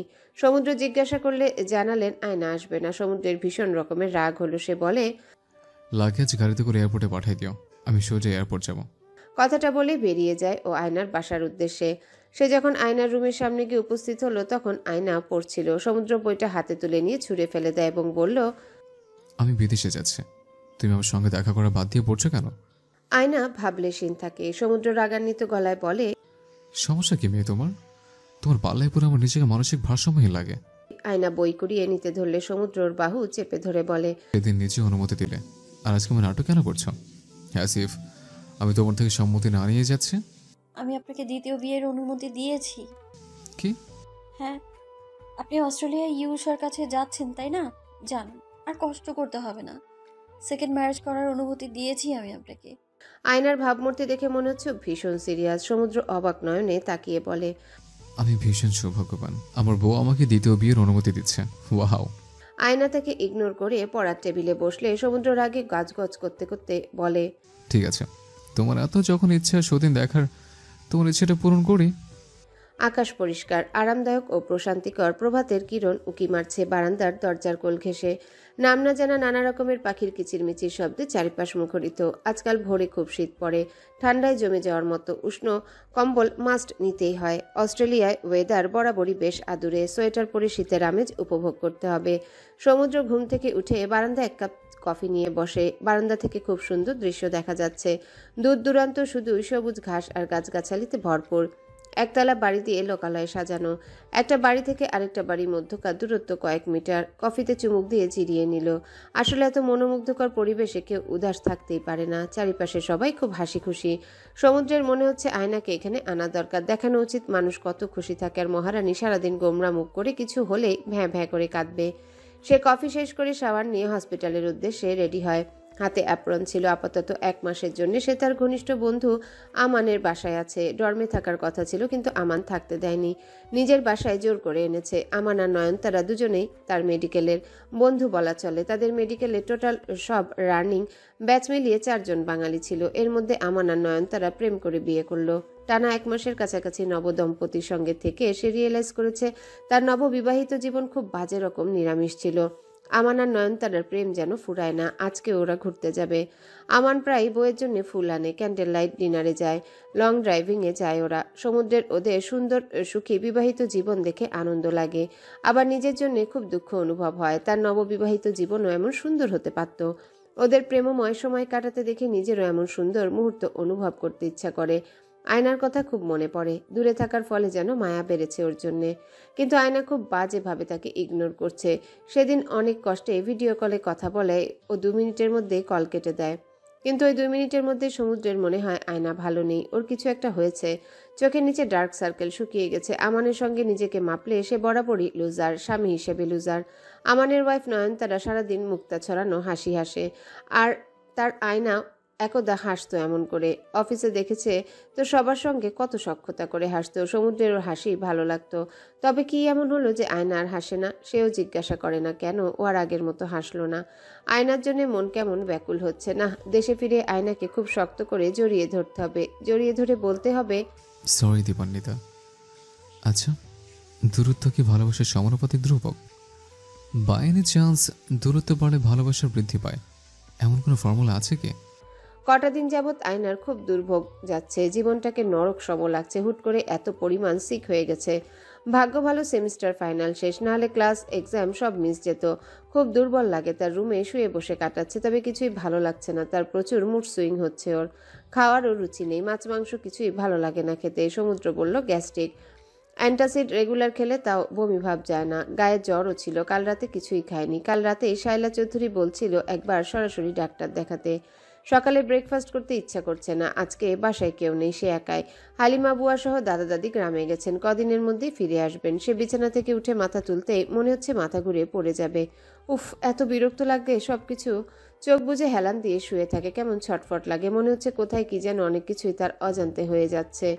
ঘণ্টাখানেকের মধ্যে তার রুমে নক করলো কেউ। নিশ্চয়ই শায়লা চৌধুরী। উনি লাঞ্চ টাইমে খেতে আসেন বাসায়। আজ অনুমতি নেওয়ার প্রয়োজন বোধ করেনি। নক করেই দরজা খুলে ভেতরে এসে জিজ্ঞাসা করেন, ভাত খাবে? তোমার আব্বু বলেছে তোমার চিকেন পছন্দ, চিকেন ফ্রাই খাবা? আয়না চিকেন ফ্রাইয়ের কথা শোনা মাত্রই মুখ বাঁকিয়ে বলে, চিকেন ফ্রাই? আমি এই মুহূর্তে মারাই যাব, বমি করতে করতেই যাব। শায়লা চৌধুরী আয়নার লক্ষণ দেখে অনেক কিছুই মনে হয়, কিন্তু আধুনিক যুগের বাচ্চা কাচ্চা এসব লক্ষণ দেখে যাচাই বিচার করে না। সমুদ্র তো বলেই দিয়েছিল গ্যাস্ট্রিকের সমস্যা। জামাই বউ যা বলবে সেটাই সই। উনি আয়নাকে পরখ করে একটু চিন্তা করে বলে, আমি তো এসব চিকেন মুরগি খাই না। নিজের জন্য ঝাল ঝাল কচু ভর্তা করছি, সঙ্গে লেবুর রস। কচু ভর্তার সঙ্গে লেবুর রস আর গরম ভাত খাবে নাকি? কচুর ভর্তা আইটেমের নাম শুনে আয়নার খাওয়ার ক্রেভিংস হলো। এতদিন এই প্রথম তার খাওয়ার খেতে ইচ্ছে জাগলো। সে চোখ উজ্জ্বল করে তাকালো। সত্যি বলতে তার এই টাইপ খাওয়ার খেতেই মন চাচ্ছিল, কিন্তু বাসায় কেউ বুঝছিল না। সবাই চিকেন, বার্গার, পিৎজা, রামেন এনে দিচ্ছিল, যেগুলো দেখেই ওর বমি পায়। সে দ্রুত হেঁটে রান্নাঘরে চলে যায়। নিজেই ভাত বেড়ে কচুর ভর্তা দিয়ে খাওয়া শুরু করলো। আসলেই তো গরম ভাত আর কচুর ভর্তা, ভাতের উপর লেবুর রস কচলিয়ে খেতে এত মজার। সে অনেকদিন পর আরাম করে পুরো 1 প্লেট ভাত খেলো। 1 বাটি কচুর ভর্তা সে একাই শেষ করলো। এত ক্ষুধা ছিল পেটে সে কল্পনাও করেনি। শায়লা পেছনেই দাঁড়িয়েছিল। আয়নার খাওয়া শেষ হতেই উনি বলে ওঠে, একবার ডাক্তার দেখাও আয়না, তোমার চেহারা দেখেই বোঝা যাচ্ছে ইউ আর সিক। আয়না একবার ওনার দিকে তাকালো। শাইলা চৌধুরী বলে ওঠে, সাইকিয়াট্রিস্ট দেখাতে চাইলে সেটাও দেখাও। আয়না ভ্রুকুচকে তাকালো ওনার দিকে, এরপর বলে, সাইকিয়াট্রিস্ট কেন দেখাবো? শাইলা একটু চমকে উঠে বলে, আমরা তো আর ছোট না, বয়সের সঙ্গে অভিজ্ঞতাটাও আছে, সবটাই বুঝছি দেখছি। তোমার আর সমুদ্রের মধ্যে সমস্যা চলছে, প্রবলেম সলভ করার চেষ্টাও নেই তোমাদের মধ্যে। কেমন সব ধোঁয়াশার মধ্যে রাখছো, অনির্দিষ্ট সবটা, কিছু ক্লিয়ারও করছো না। রোদেলা ভাবিও চিন্তায় অতিষ্ঠ, তোমাদের দুজনের চিন্তায় সবার ঘুম হারাম হচ্ছে। তুমি সম্পর্কে টানাপোড়েনটা সামলাতে পারছো না। You need mental peace. আয়না বলে, বাবাও চিন্তা করছে নাকি? হ্যাঁ, তোমার বাবা তো সরাসরি সমুদ্রের সঙ্গে বসতে চাচ্ছে, সমুদ্রের উপর রেগেও আছে মনে হয়। তোমার আব্বু সমুদ্রের সঙ্গে বসলে ওকে প্রচুর কথা শোনাবে, এজন্য আমি বরং করছি তোমার আব্বুকে এবার এজন্য আমি বারণ করছি তোমার আব্বুকে, বারবার বলছি ওরা ছোট মানুষ, দুজনেই একটু খামখেয়ালি, বাড়ির বড় সন্তান, রাগ জেদ বেশি, অ্যাডজাস্ট করতে একটু টাইম লাগবে। তোমাদের মধ্যে ম্যাচুরিটিও কম, সংসার বুঝো কম। আয়না পার্সোনালি আমার কেউ তোমাদের মধ্যে ইন্টারফেয়ার করতে চায় না। আয়না উঠে দাঁড়াতে চাইলে মাথা যেন ঘুরে ওঠে, মুহূর্তের মধ্যেই সব ঘোলা লাগে। দুদণ্ড পর আজ কয়েকদিনের ব্যবধানে ফের হড়বড় করে বমি করে দেয়, বেশ ক্লান্ত লাগে। ও ডাইনিং রুমে বসে শাইলাকে বলে, আমি একটু পর বের হব, এই অবস্থাতে?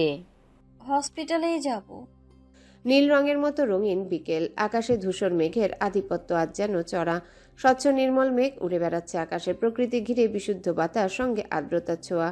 নির্বিশেষে আজকের আবহাওয়া আর প্রাকৃতিক রূপ স্মৃতির মানুষপটে আটকে রাখার ন্যায় অধিকতর সুন্দর। আলো ক্রমশ হ্রাস পাচ্ছে, সন্ধ্যা নামতে আর বেশি দেরি নেই। অস্ট্রেলিয়ার বিকেলে সময়টা বেশ সুন্দর। আজ সমুদ্রের সেমিনারে শেষ দিন ছিল। সে অর্গানাইজার কমিটির লিডার হয়েছিল, এমনকি সেমিনারের বেস্ট পারফর্মারও সে। অনেক স্টুডেন্টকে টপকে বেস্টের অ্যাওয়ার্ড জিতে নিয়েছিল। বিভিন্ন দেশের বড় বড় ডাক্তার প্রফেসররা সঙ্গে সবাই মিলে ফটোশ্যুটও করেছে। মজার বিষয় হলো কম্পিটিশন এ ইউষাও ছিল। হ্যাঁ, ইউষাকে তার সঙ্গে সিলেক্ট করেছে। ইউষাকে রেজাল্টের জন্য মনে হয় সিলেক্ট করেছিল। সমুদ্রের জানা ছিল না সেমিনারে তাদের মেডিকেল কলেজ থেকে ইউষাও জয়েন করছে। যদিও বা সেমিনারে ওর সঙ্গে সাক্ষাৎ হলেও সমুদ্র রাস্তা পরিবর্তন করত, তাদের মাঝে কথাবার্তা হয়নি। তার দৃষ্টি সামনের রোডের দিকে, পরিষ্কার ফকফকা পিচঢালা রাস্তার ধারে বেশ যত্ন নিয়ে একটা অচেনা গাছ উঁকি মারছে। আজকে বাসার জন্য শপিংয়ে যাবে, এখন সে একদম ফ্রি। এই কয়েকদিন দম ফেলারও সময় ছিল না, আজ মন মতো শপিং করে নিবে। তার ফেরার কথা আরও 15 দিন পর, কিন্তু চেষ্টায় আছে দ্রুত রিটার্ন টিকিটে ফিরে যাওয়ার। জরিমানা দিয়ে হলেও। অ্যাম্বাসিতে তার এক ফ্রেন্ড আছে, তাকেও বলে রেখেছে, আবার অনলাইনেও আপডেট রাখছে। এখানে আর মন টিকছে না, একটা দিনও অতিরিক্ত থাকতে ইচ্ছা করছে না। আয়নাকে দেখার জন্য অস্থির লাগছে। বাসা থেকেও অনবরত মা ফোন দিয়ে ঝাড়ি মারছে। প্রথম দিকে কেউ বুঝতে পারেনি তাদের সম্পর্কের অস্বাভাবিকতা, কিন্তু সমুদ্রকে সি অফ করতেও আয়না এলো না, আবার শ্বশুরবাড়িও একবারও যায়নি। আবার পিউয়ের মুখে শুনেছে নাকি ভার্সিটির হলে উঠে যাচ্ছিল, পরে ওর বাবা আর আলিয়া বুঝিয়ে সুঝিয়ে ওদের বাসায় ফেরত এনেছে। মেয়েটার এমন পাগলামো ওকে আরও মরিয়া করে তুলছে। সে ফোঁস করে দম নেয়। কবে ফিরবে সে আয়নার কাছে? আয়নাকে দায়িত্ব ভাবা উচিত হয়নি তার। দায়িত্ব তো একদা তিক্ততা আসে, মানুষ হাঁপিয়ে যায়, বোঝা ভাবা শুরু করে, যেমনটা সে ভাবছিল। আয়নার কোনো কিছুরই দাম ছিল না তার কাছে। বিয়ের পরপর কয়েকদিনও সুন্দর করে সেজে তার জন্য অপেক্ষা করত, কিন্তু সমুদ্র লেটে আসতো। কখনো শুধুমাত্র প্রাকৃতিক আদিম নিয়মের তাড়নায় কাছাকাছি যেত বা ওকে রেখেই ঘুমিয়ে যেত। আয়না অবশ্য অভিযোগ করতো না, তবে আয়না নিশ্চয়ই কারোর জন্য বোঝা হওয়া ডিজার্ভ করে না। সেই ডিজার্ভ মাচ বেটার। বিশাল বড় শপিং মলে নিজের জন্য একজোড়া অ্যাডিডাসের জুতা ছাড়া আর কিছুই কিনল না। এরপর সোজা লেডিস জোনে চলে যায়। হরেক রকম মেয়েলি জিনিস দেখে কনফিউজড হয়ে যায় সে। কি কিনবে আয়নার জন্যে, ওর কি পছন্দ ভাবতে গিয়ে খানিক চমকে। আসলে সমুদ্র জানেই না আয়না কি পছন্দ করে, কোন জিনিস নিলেও খুশি হবে। আরেক দফা নিজের প্রতি ধিক্কার জানালো সে। জামা কাপড়ের কর্নারে গেলে সেলসম্যান জিজ্ঞাসা করে কেমন ড্রেস লাগবে, কার জন্য নিচ্ছ, উনি দেখতে কেমন, তাহলে হেল্প করব।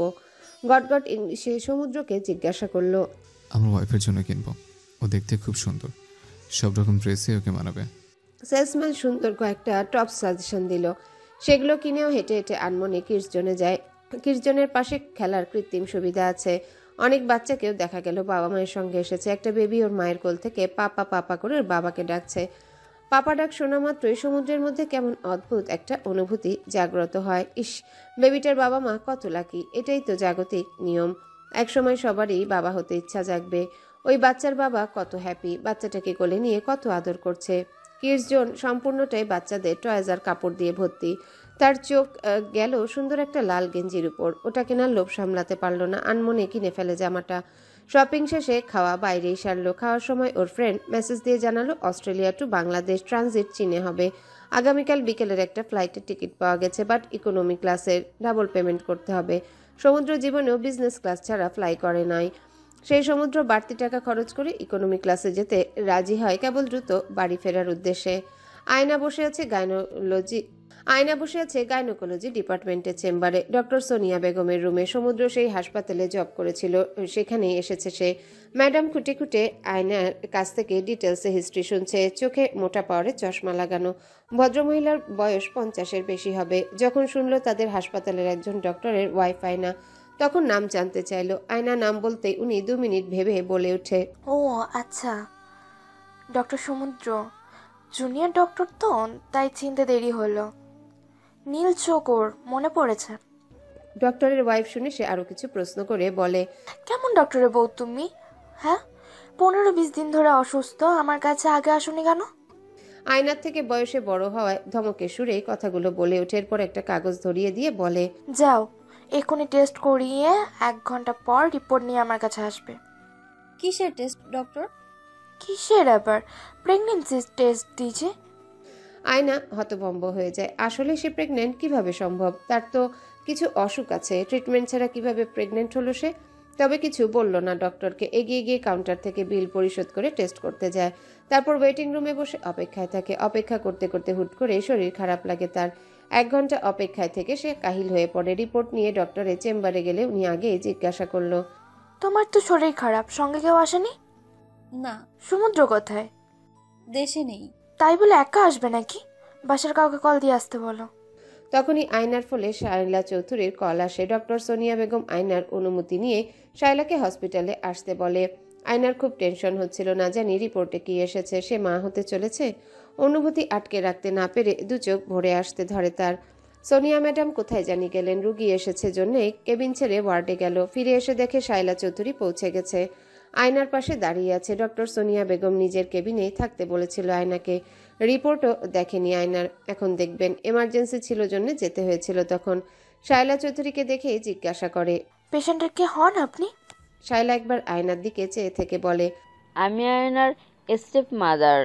সোনিয়া বেগম রিপোর্ট একবার দেখেই হেসে বলে, কংগ্রেচুলেশনস আয়না, ইউ আর প্রেগনেন্ট। আয়নার বাক্যটা শোনা মাত্রই চোখে আনন্দের জল চলে এলো। ওর নিজের পেটে হাত বুলিয়ে দেয়। শায়লা ওকে জড়িয়ে ধরে বলে, আলহামদুলিল্লাহ, খুবই খুশি সংবাদ।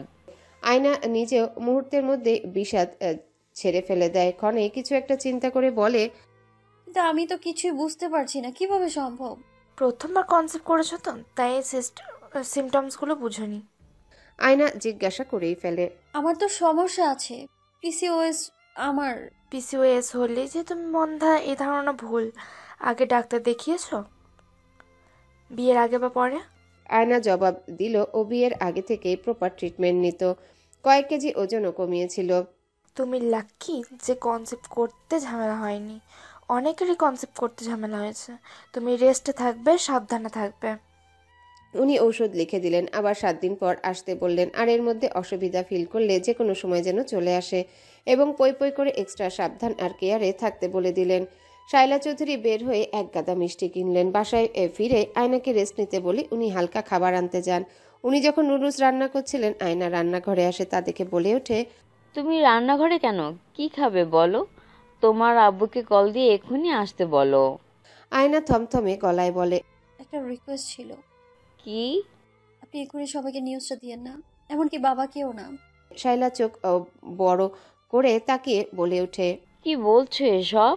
আয়নার মুখে প্রতিক্রিয়া বদলে যায়। বদনখানি জুড়ে বিষণ্ণতার ছায়া ফুটে ওঠে। কেঁদে ফেলে বলে, সমুদ্রে এক্ষুনি বাচ্চা চাইছিল না, বাচ্চা পছন্দও করে না। ওর জন্য নিশ্চয়ই আমার বাবু অ্যাক্সিডেন্টাল ইস্যু। ওর জন্য আমরা খুশি নই, বরং আগাছা। এভাবে বলো না আয়ু, সমুদ্র তো ফ্যামিলি পার্সন, ও ঠিক খুশি হবে শুনে। আয়না মাথা ঝাঁকিয়ে বলে। হুম, ওনাকে আমি চিনি, উনি মোটেও খুশি হবেন না। শাইলা বলে ওঠে। এত বড় খুশি সংবাদ হাইড করবে? উনি দেশে ফিরলে সরাসরি জানাবো, ততদিন গোপন রাখতে চাই। তুমি অ্যাবরেশনের চিন্তা মাথায় আনছো না তো? আয়না নিজের পেটে হাত রেখে বলল। না, আমি এত অসহায় মা নই। উনি বাচ্চার দায়িত্ব না নিলেও আমার কিচ্ছু যায় আসে না। উনি বাচ্চার রেসপন্সিবিলিটি না নিলে আমার বাচ্চার জন্য আমি একাই ইনাফ। আমার বাচ্চা অসহায় না, ওর মা ইঞ্জিনিয়ার, ওকে সিকিউর লাইফ দেওয়ার সামর্থ্য আছে আমার। আমার মনে হয় তুমি বেশি ওভার থিঙ্ক করছো। রেস্ট নাও, ঠিকমতো খাও আর হাসি খুশি থাকো। সমুদ্র আসলে দেখবে আমরা সেলিব্রেশন করব। আয়না কোমল গলায় বলল। বাবাকে এক্ষুনি বলবেন না প্লিজ।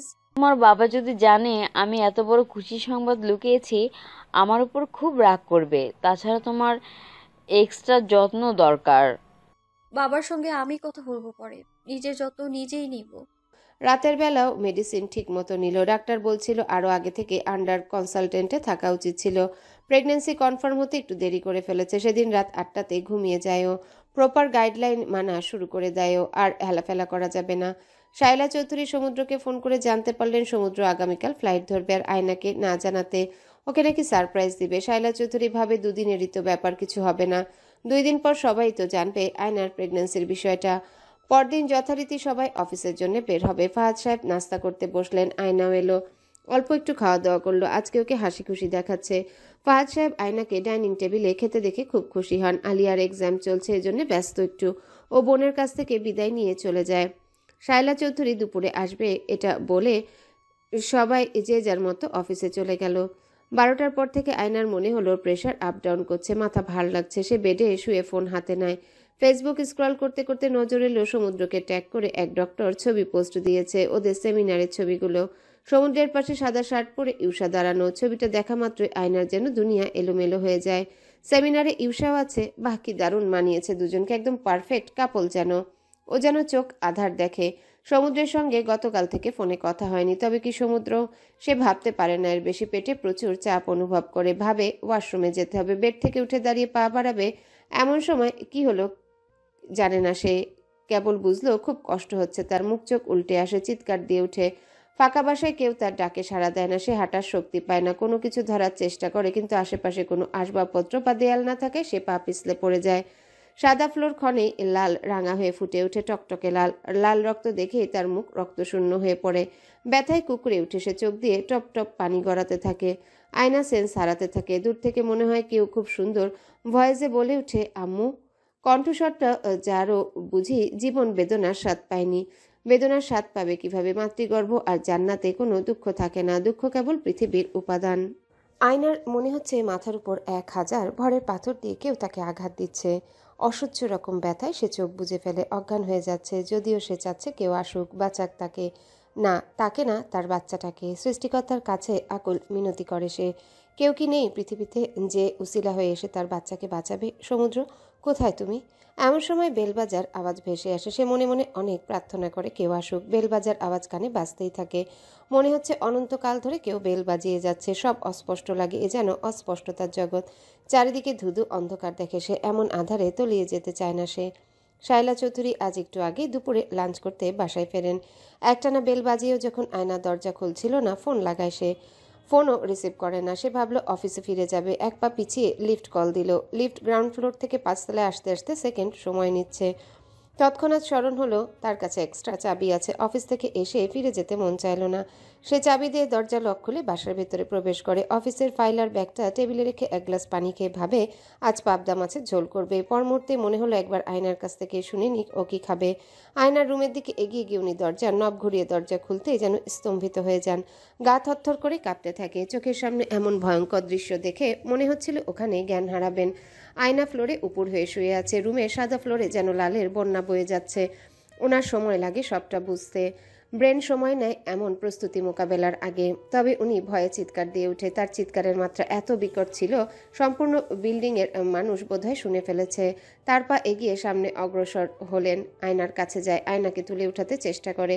গালে হাত চাপড়িয়ে সেন্সে আনার চেষ্টা চালায়। আয়না একটু নড়ে উঠে অল্প চোখ খুলের পর খুব আস্তে করে, আমার বাচ্চা।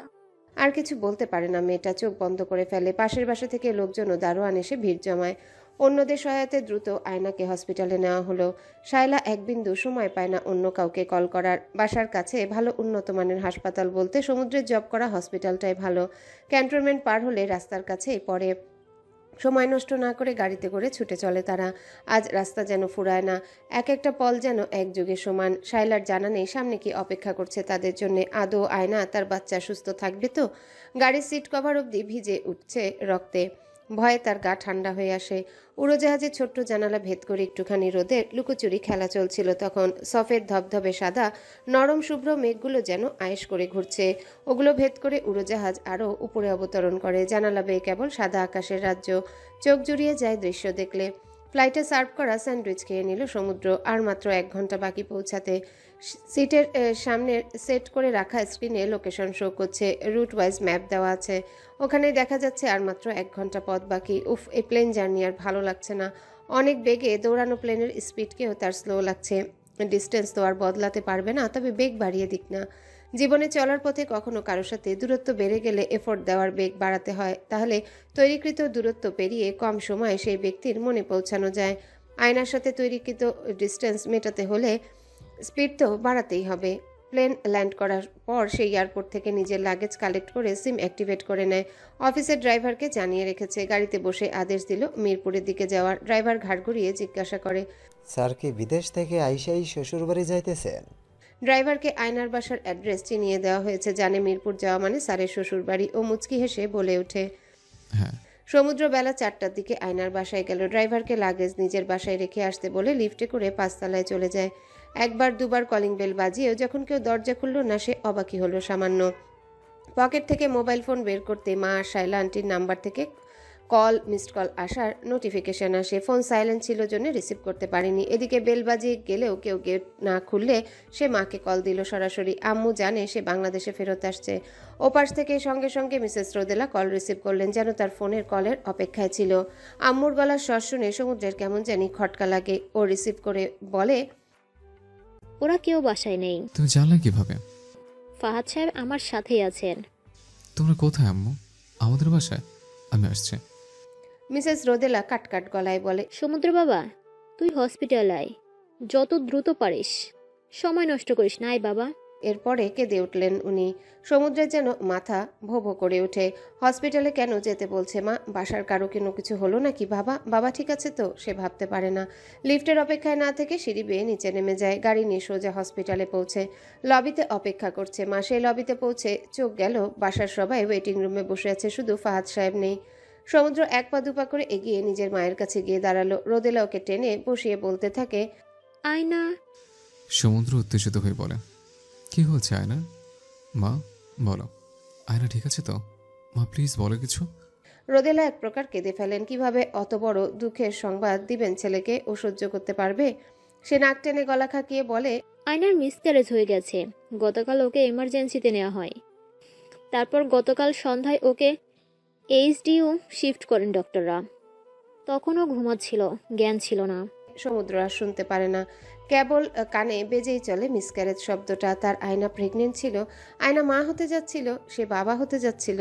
সমুদ্রের পা অসাড় হয়ে আসে, দাঁড়িয়ে থাকতে পারে না। সোফায় ধপ করে বসে পড়ে। 2 চোখে পানি আপনা আপনি চলে আসে তার বাচ্চার এই সুন্দর পৃথিবীতে আসার কথা ছিল, অথচ সে কিছুই জানতো না। তার বাবু এখন কোথায়? শায়লা ওর কাঁধে হাত রেখে বলল, ট্রাস্ট মি সমুদ্র, আয়না নিজেও 2 দিন আগেই টেস্ট করে কনফার্ম হয়েছিল ও প্রেগনেন্ট। আমাকে জানাতে বারণ করেছিল। আমি ওর কথা শুনে কাউকে জানাইনি। আই নেভার থিঙ্ক একদিনের ব্যবধানে এত বড় ক্ষতি হয়ে যাবে। সমুদ্রের কাছে সবটাই ঝাপসা লাগে, তবে সে শায়লা চৌধুরীর উপর চড়াও হয়ে বলে, ও বারণ করেছে বলে আপনি ওর কথা শুনবেন কেন? ও বললে এত বড় সেন্সিটিভ ইস্যু চেপে যাবেন কেন? আন্টি আগে জানালেন না? শায়লা এক প্রকার ক্লান্ত সুরে বলেন, আমি সত্যি বুঝতে পারিনি এমন পরিস্থিতি আসবে সমুদ্র। আমি সত্যি কল্পনাও করিনি এমন কিছু হবে। আমাকে ভুল বোঝো না প্লিজ। সমুদ্র ভেজা চোখ জোড়া বন্ধ করে ফেলে। তার বাবা হওয়ার সুখের সংবাদ কানে আসার আগে কেন সেটা দুঃখ সংবাদ হয়ে গেল? কেন বিধাতা এত বড় শাস্তি দিল? তার ছোট্ট ছোট্ট নরম একটা বাচ্চা হওয়ার কথা ছিল। এত বড় ট্রমা কিভাবে সহ্য করবে আয়না? ও এমনিতেই নাজুক, নিতে পারবে না তো এই কষ্ট। নিজেকে কেমন শূন্য শূন্য লাগে তার, কি জানি খালি খালি লাগে।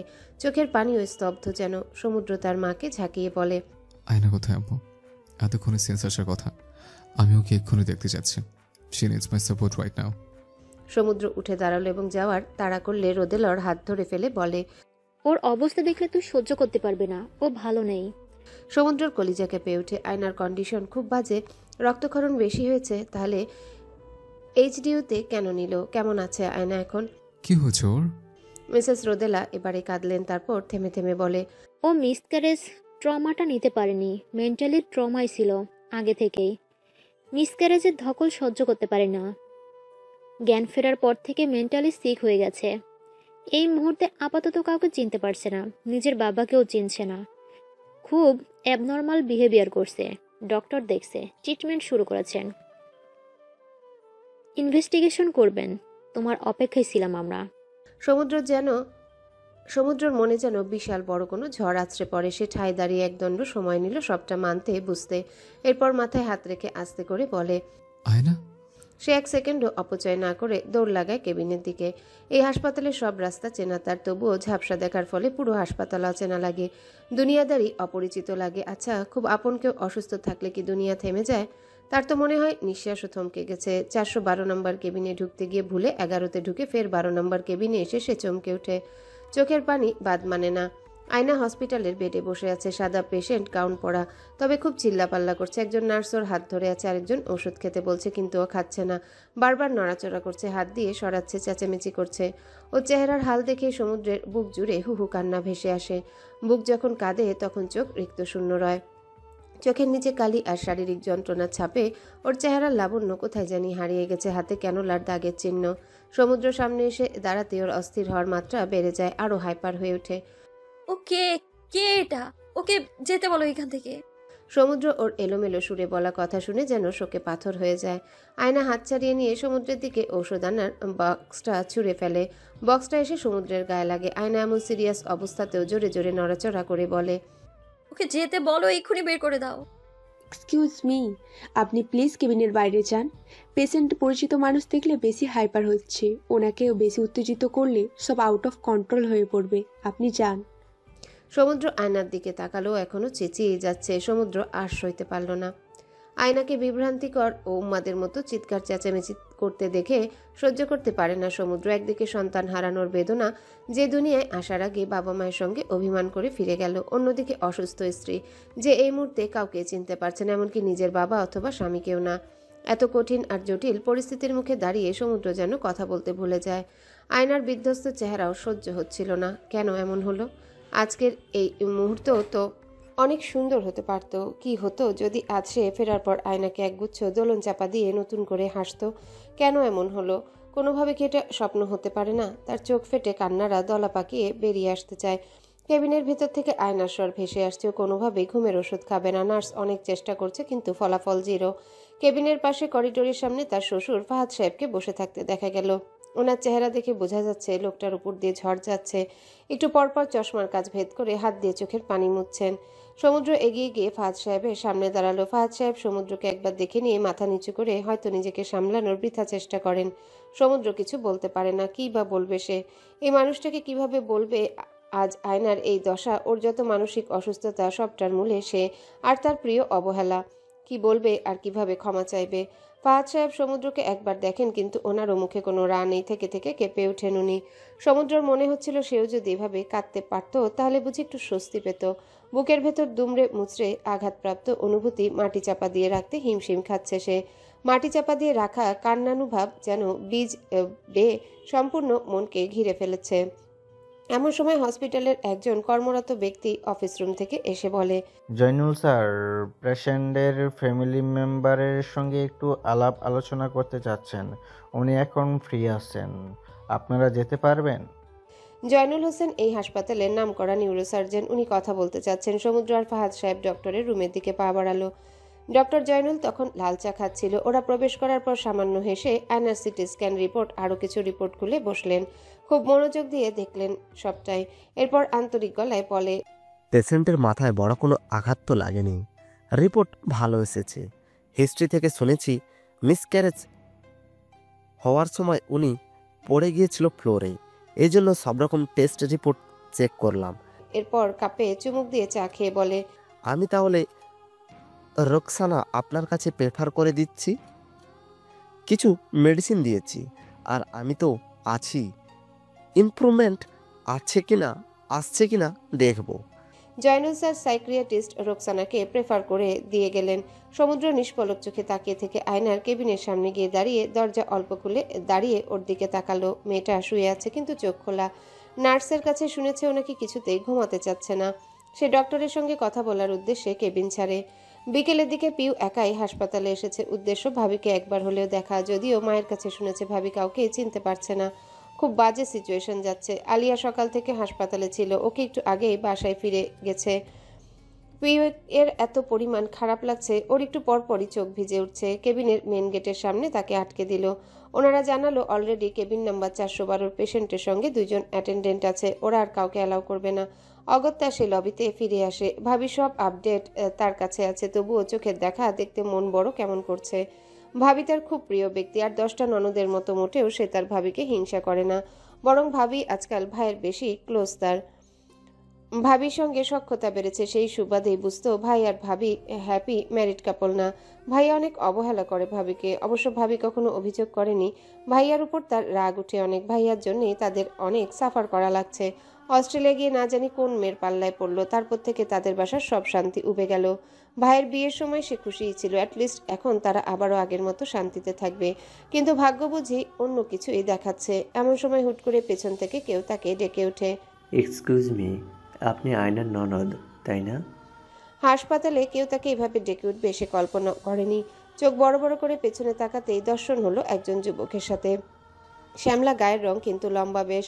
পরনে চলনসই জামা কাপড়। অবশ্য হাসপাতালে মানুষ জামা কাপড়ের পরোয়া করে না। যুবকের পেছনে আরও 2 জন দাঁড়িয়ে আছে। এরপর মেয়েটাকে পিউ চেনে, ভাবির খুব ভালো ফ্রেন্ড। কিন্তু এই লম্বা ছেলেটাকে সে ভ্রুকুচকে তাকালো এবং বলে, আপনি কে? আমাকে কিভাবে চিনলেন? রঙ্গনের চেহারায় যেন একটা সূক্ষ্মতম সন্তুষ্টির ভাব ফুটে ওঠে। বরাবরই তার স্মরণ শক্তি প্রবল।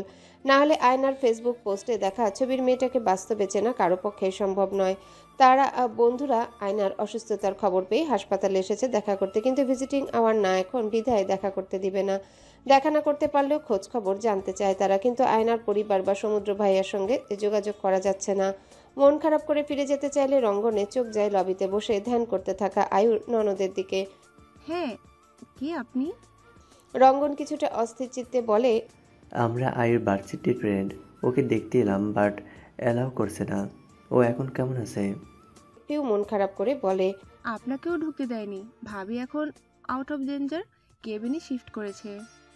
পিউ বুঝে পাচ্ছে না এই অপরিচিত ছেলেটাকে ভাবির মানসিক অসুস্থতার কথা জানাবে কিনা। আপনার ফোন নাম্বারটা দেওয়া যাবে? পিউ নিজের ফোন নাম্বার দিয়ে দিল। রঙ্গন গিয়ে ওর পিতা সুব্রতর সাথে কথা বলে। ওরা হাসপাতাল ছেড়ে গেলেও রঙ্গন দাঁড়িয়ে থেকে পুনরায় পিউয়ের কাছে গিয়ে বলে, আপনি এখন বাসায় যাবেন নাকি থাকবেন? থাকলে চলুন কোথাও বসি। বাসায় যাব, বাট ওভার রাইডস বারবার ক্যান্সেল করছে। আমার সঙ্গে আসতে পারেন, ড্রপ করে দেই। পিউ ভাবলো যে ছেলেটার সঙ্গে যাবে না। চেনা নাই জানা নাই, হুট করে কারোর সাথে খাতির তার পছন্দ না। সে বলে, আপনাকে চিনি না, কেন যাব আপনার সঙ্গে? এর জন্য বললাম কোথাও বসি, কথা বলে পরিচিত হই। এনিওয়ে, আমি রঙ্গন, আয়ুর ব্যাচমেট। পিউ বসতে চাচ্ছিল না, কিন্তু রঙ্গন ওকে নিয়ে ক্যান্টিনে বসে কফি খাওয়ালো। 2-1টা কথাবার্তা চলছিল তাদের মাঝে। রঙ্গন বেশ স্পষ্টভাষী। কফি খাওয়ার পর্ব শেষ হলে রঙ্গন বলে ওঠে, এখন কি আমার সঙ্গে যাওয়া যাবে? না মানিয়ে আপনার রুলস মতে অপরিচিত কারোর সাথে আপনি যাতায়াত করেন না, কিন্তু এখন তো আমরা সেমি পরিচিত। ডক্টর রোকসানার কেবিনে ফাহাদ সাহেব এবং সমুদ্র বসে আছে। শায়লা চৌধুরীও জোর করে ভেতরে এলেন। রোকসানা ম্যাডাম পেশেন্ট একটু আগেই দেখে এসেছেন। উনি আবার সমুদ্রকে চেনে। পুরা হিস্ট্রি শোনার পর উনি বলে ওঠে, পেশেন্ট মনে হয় অতিরিক্ত ট্রমা, ডিপ্রেশন অথবা অনেক বড় মানসিক আঘাত পেয়েছে। এজন্য মিসক্যারেজ বিষয়টি ব্যাকফায়ার করে এই অবস্থা। আপনারা ওর পরিবার, ওর ব্যাপারে সবচেয়ে ভালো আপনারা জানেন। কোনো ঘটনা কি ঘটেছে যেটা ও মানতে পারেনি বা কষ্ট পাচ্ছিল? ফাহাদ সাহেব ও সমুদ্র দুজনেই ভীষণ আত্মগ্লানিতে ভোগা শুরু করলো। শায়লাও যেন একদম জমে যায়। ওর বাবার সেকেন্ড ম্যারেজ হয়েছে, যেটা নিয়ে ও আপসেট, এটা বলা হয়েছে আমাকে। এর বাইরে অন্য কিছু? ছোটবেলায় কোনো ট্রমা? ওর আম্মু যখন মারা যায় ও সবে ক্লাস 6-এর বাচ্চা ছিল।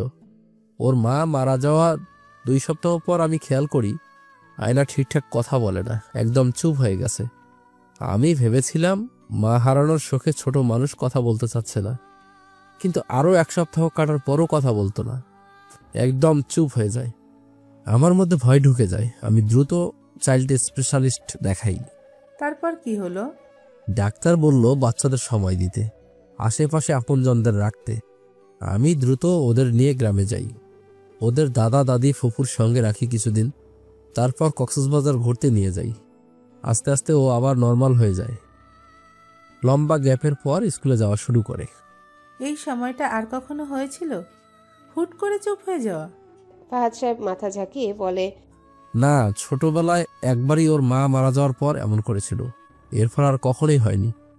ছোটবেলারও একটা ট্রমা আছে। এমন সময় শাইলা চৌধুরী মুখ খুললেন। উনি বলে ওঠে, আয়ু কিছুদিন ধরে খুব চুপচাপ হয়ে গিয়েছিল, মিসক্যারেজের আগেই একদম চুপচাপ।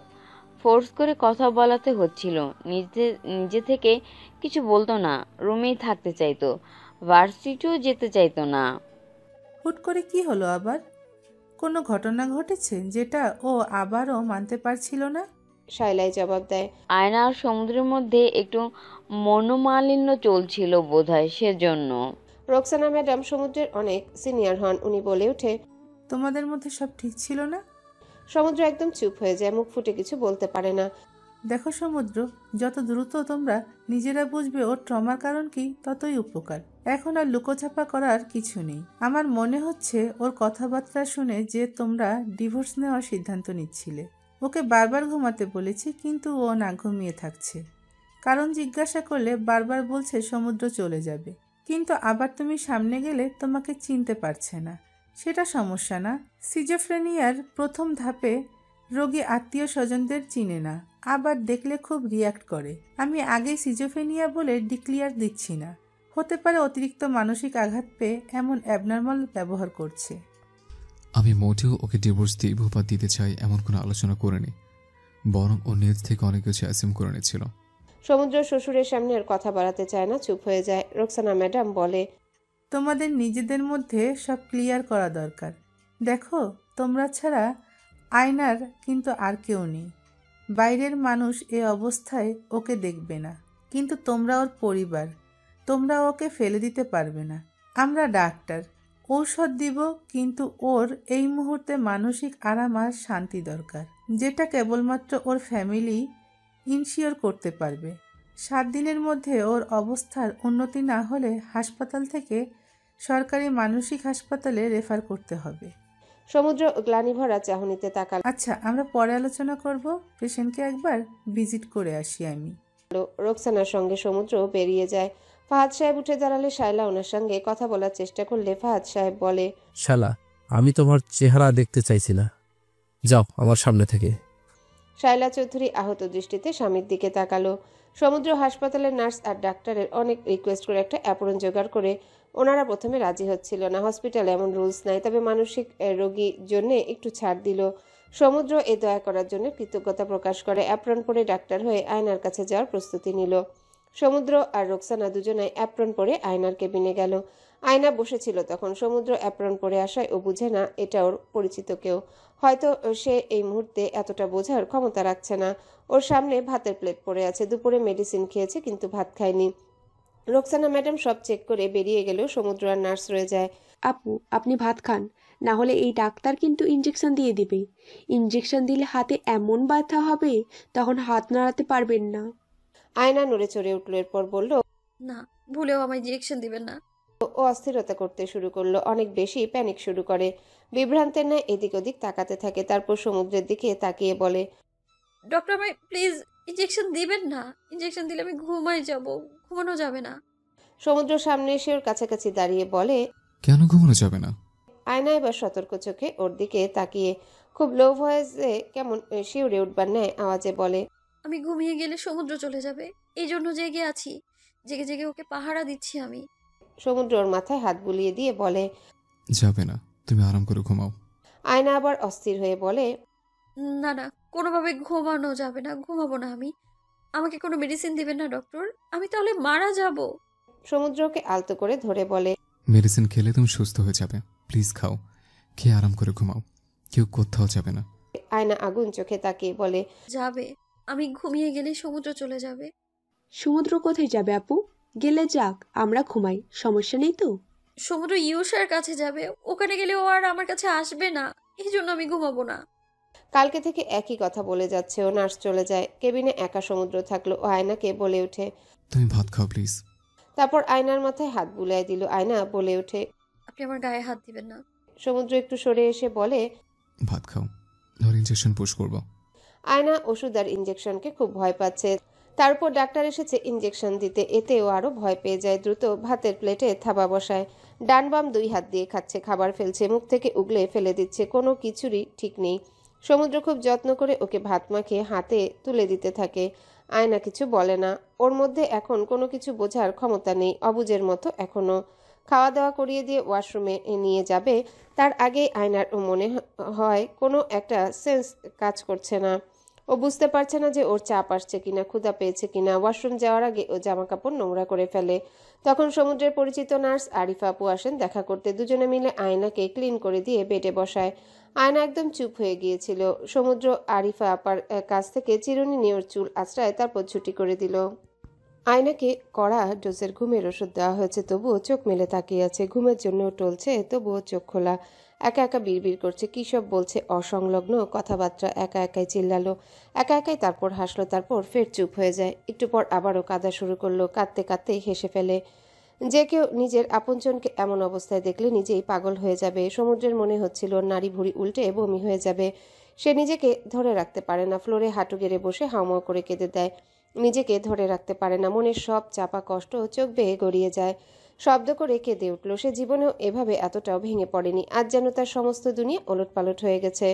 আয়না উঠে এসে তাকে একবার দেখে, এরপর বেড থেকে নেমে সমুদ্রের কাছে যায়। অ্যাপ্রন পরা সমুদ্রের মাথায় হাত বুলালো। একটু আগে সমুদ্র যেভাবে ওকে আদর করে দিচ্ছিল ঠিক সেইভাবে। হয়তো স্মৃতিতে এখন এইটুকু মেমোরি আছে ওর। যত্নের বদলে যত্ন ফিরিয়ে দিচ্ছে কি ও? সমুদ্র চোখ তুলে তাকালেও জিজ্ঞাসা করলো, ডক্টর আপনি কেন কাঁদছেন? সমুদ্রের প্রশ্নটা শোনা মাত্র যেন বুকটা হুহু করে ওঠে। ওর কাছে উত্তর নেই কোনো। কি বলবে সে মেয়েটাকে? তাকে কষ্ট দিয়ে এখন সেও কষ্ট পাচ্ছে। আয়না পুনরায় জিজ্ঞাসা করে, আপনার অনেক কষ্ট হচ্ছে? আমার অনেক কষ্ট, আমিও কাঁদবো। সমুদ্র আয়নাকে ধরে বলে, তোমার কোনো কষ্ট নেই আয়না, তোমার কোনো কষ্ট নেই। আজ থেকে আমি তোমার খুব যত্ন নিব। আবার আগের মতো সুস্থ হয়ে যাবে তুমি। তুমি আবারও সুস্থ হয়ে যাবে খুব দ্রুত। আমি সব রকম চেষ্টা করব, যত্নের কোনো কমতি রাখবো না সোনা, আর কোনোদিন কষ্ট দিব না। আমি ক্ষমা করে দাও, আমি তোমার ঠিকমতো যত্ন করতে পারিনি, টেকেন ফর গ্রান্টেড নিয়েছিলাম। সরি আয়না, আমাকে ক্ষমা করো। আমি তোমাকে সুখে রাখতে পারিনি, সরি। আর কোনোদিন অবহেলা করব না। হৃদয়ের সবটা নিংড়িয়ে তোমাকে ভালোবাসবো, কেবল তোমার যত্ন নিব। ডক্টর সাহেব আপনি কষ্ট পায়েন না, কেউ কষ্ট পেলে না আমারও কষ্ট লাগে খুব। আয়নার কথায় ঘোর কাটে সমুদ্রে। সে নিষ্পলক চোখে তাকায় ওর পানে। যার দেওয়া আঘাত সহ্য করতে না পেরে আজ তোমার এই দশা, তাকেই সান্ত্বনা দিচ্ছ মেয়ে? আয়না তুমি খুব ভালো মনের, তোমাকে এত সহজে পেয়ে গিয়ে তোমার মূল্যায়ন করতে পারিনি। জানি না তুমি সুস্থ হওয়ার পর কিভাবে তোমার সামনে মুখ দেখাবো। আমৃত্যুই তোমার কাছে অনুতপ্ত থাকবো। আমায় ক্ষমা করো না, আমি ক্ষমার যোগ্য নয়। মনে মনে আওড়ায় সমুদ্র। আয়না তার সামনেই দাঁড়িয়েছিল, একদম শান্ত ও স্বাভাবিক, কিন্তু ক্ষণে সে কী সব চিন্তা করে পুনরায় চেঁচামেচি শুরু করে। হাতের কাছটা একটা সাইড টেবিল আছে, সাইড টেবিলের উপর ঔষধের বক্সটা রাখা। আয়না ঔষধের বক্সটা ছুঁড়ে ফেলে দেয়। কেমন হিংস্রতর আচরণ করে ও, চোখ মুখ শক্ত করে ফেলে, নিজেই নিজের মাথা চুল টানতে থাকে। সমুদ্র ঠায় এক পল তাকিয়ে থেকে ওকে চুপ করানোর জন্য সামনে আগায়, কিন্তু আয়না ভায়োলেন্স হচ্ছিল বেশি। বেড কভার টেনে ফেলে দিয়ে চেঁচাতে থাকে। আপাতত ও এখানে থাকতে চাচ্ছে না। বাসায় যাবে নাকি তাও এই মুহূর্তে ওর বাসায় যাওয়া চায়। ওকে নাকি এখানে মেরে ফেলার জন্য আনা হয়েছে। সাদা রঙের জামা পরা ডাক্তার নার্স ওকে মারছে নাকি? ওর হইচই শুনে নার্স ডাক্তাররা ছুটে আসে। এটা একটা প্রাইভেট হাসপাতাল, এখানে মানসিক রোগী খুব কমই আসে।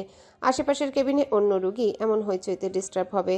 ওরা এমন ভায়োলেন্স ক্রিয়েট করতে দিবে না। সমুদ্র আয়নাকে থামাতে গেলে আয়না ওর গালে চর বসায়, খামচি মারে। নার্স এসে আটকাতে গেলে নার্সের চুল ধরে টানে। এদিকে ডক্টর রোকসানা ওয়ার্ডে গেছেন। উনি নাকি ইঞ্জেকশন পুশ করতে মানা করেছে, আরও 24 ঘন্টা অবজারভেশনে রাখতে চায়। কিন্তু আয়নার অবস্থা ক্রমেই খারাপ হচ্ছে। ও স্বাভাবিক অবস্থায় কোনোভাবেই ঘুমাবে না, ঘুমের ঔষধও নিচ্ছে না। এখন ইঞ্জেকশন পুশ করিয়ে ঘুমের কড়া ডোজের মেডিসিন দেওয়া ছাড়া আর কোনো পথ খোলা নেই। রোকসানা ম্যাডাম আসার আগে জয়নুল স্যারের সঙ্গে পরামর্শ করে ইঞ্জেকশন দেওয়ার সিদ্ধান্ত নিল। আয়না ক্রমশ আরও হিংস্র হচ্ছে। সমুদ্রের গালে খামচে রক্ত বের করে দিয়েছে। ওর ধারণা ডাক্তার ওকে মারবে, এজন্য আত্মরক্ষা করছে, কাছে ঘেঁষতে দিচ্ছে না। দুইজন নার্স এসে ওকে দুই দিক থেকে ধরে। ওই সময় আয়না আরও উত্তেজিত হয়ে যায়। সে নিজেকে ছাড়ানোর জন্য ছোটাছুটি করে। ব্যথা পাচ্ছে হাতে, নিজের দোষে পেটেও চাপ পড়ছে, ব্লিডিংও হচ্ছে কিনা জানা নেই, কিন্তু সেসব বোঝার শক্তি লোপ পেয়েছে তার। সমুদ্রের ওর দিকে চেয়ে কি যে মায়া হলো, সে নার্সকে বলে ওঠে, আপা একটু আস্তে ধরুন ওকে, ও ব্যথা পাচ্ছে। উনি এখন অনেক হাইপার হয়ে আছে। আমরা ধরে না রাখলে নিজেই নিজের আরও ক্ষতি করতে পারে। Try to understand. আয়নাকে এক প্রকার ধরে বেঁধে ইঞ্জেকশন পুশ করে দেওয়া হয়। ইঞ্জেকশন পুশ করার পর আয়না অনেক জোরে কান্না শুরু করে, কী সব বিলাপ বকে। ও একদম অনড় হয়ে দাঁড়িয়ে থাকে। টেনেও ওকে বেডে বসানো যাচ্ছে না। উপায় না পেয়ে সমুদ্র দ্রুত ওকে কোলে তুলে বেডে শুইয়ে দিয়ে বলে, আয়না একটু ঘুমাও, ফ্রেশ লাগবে, প্লিজ ঘুমাও শোনা।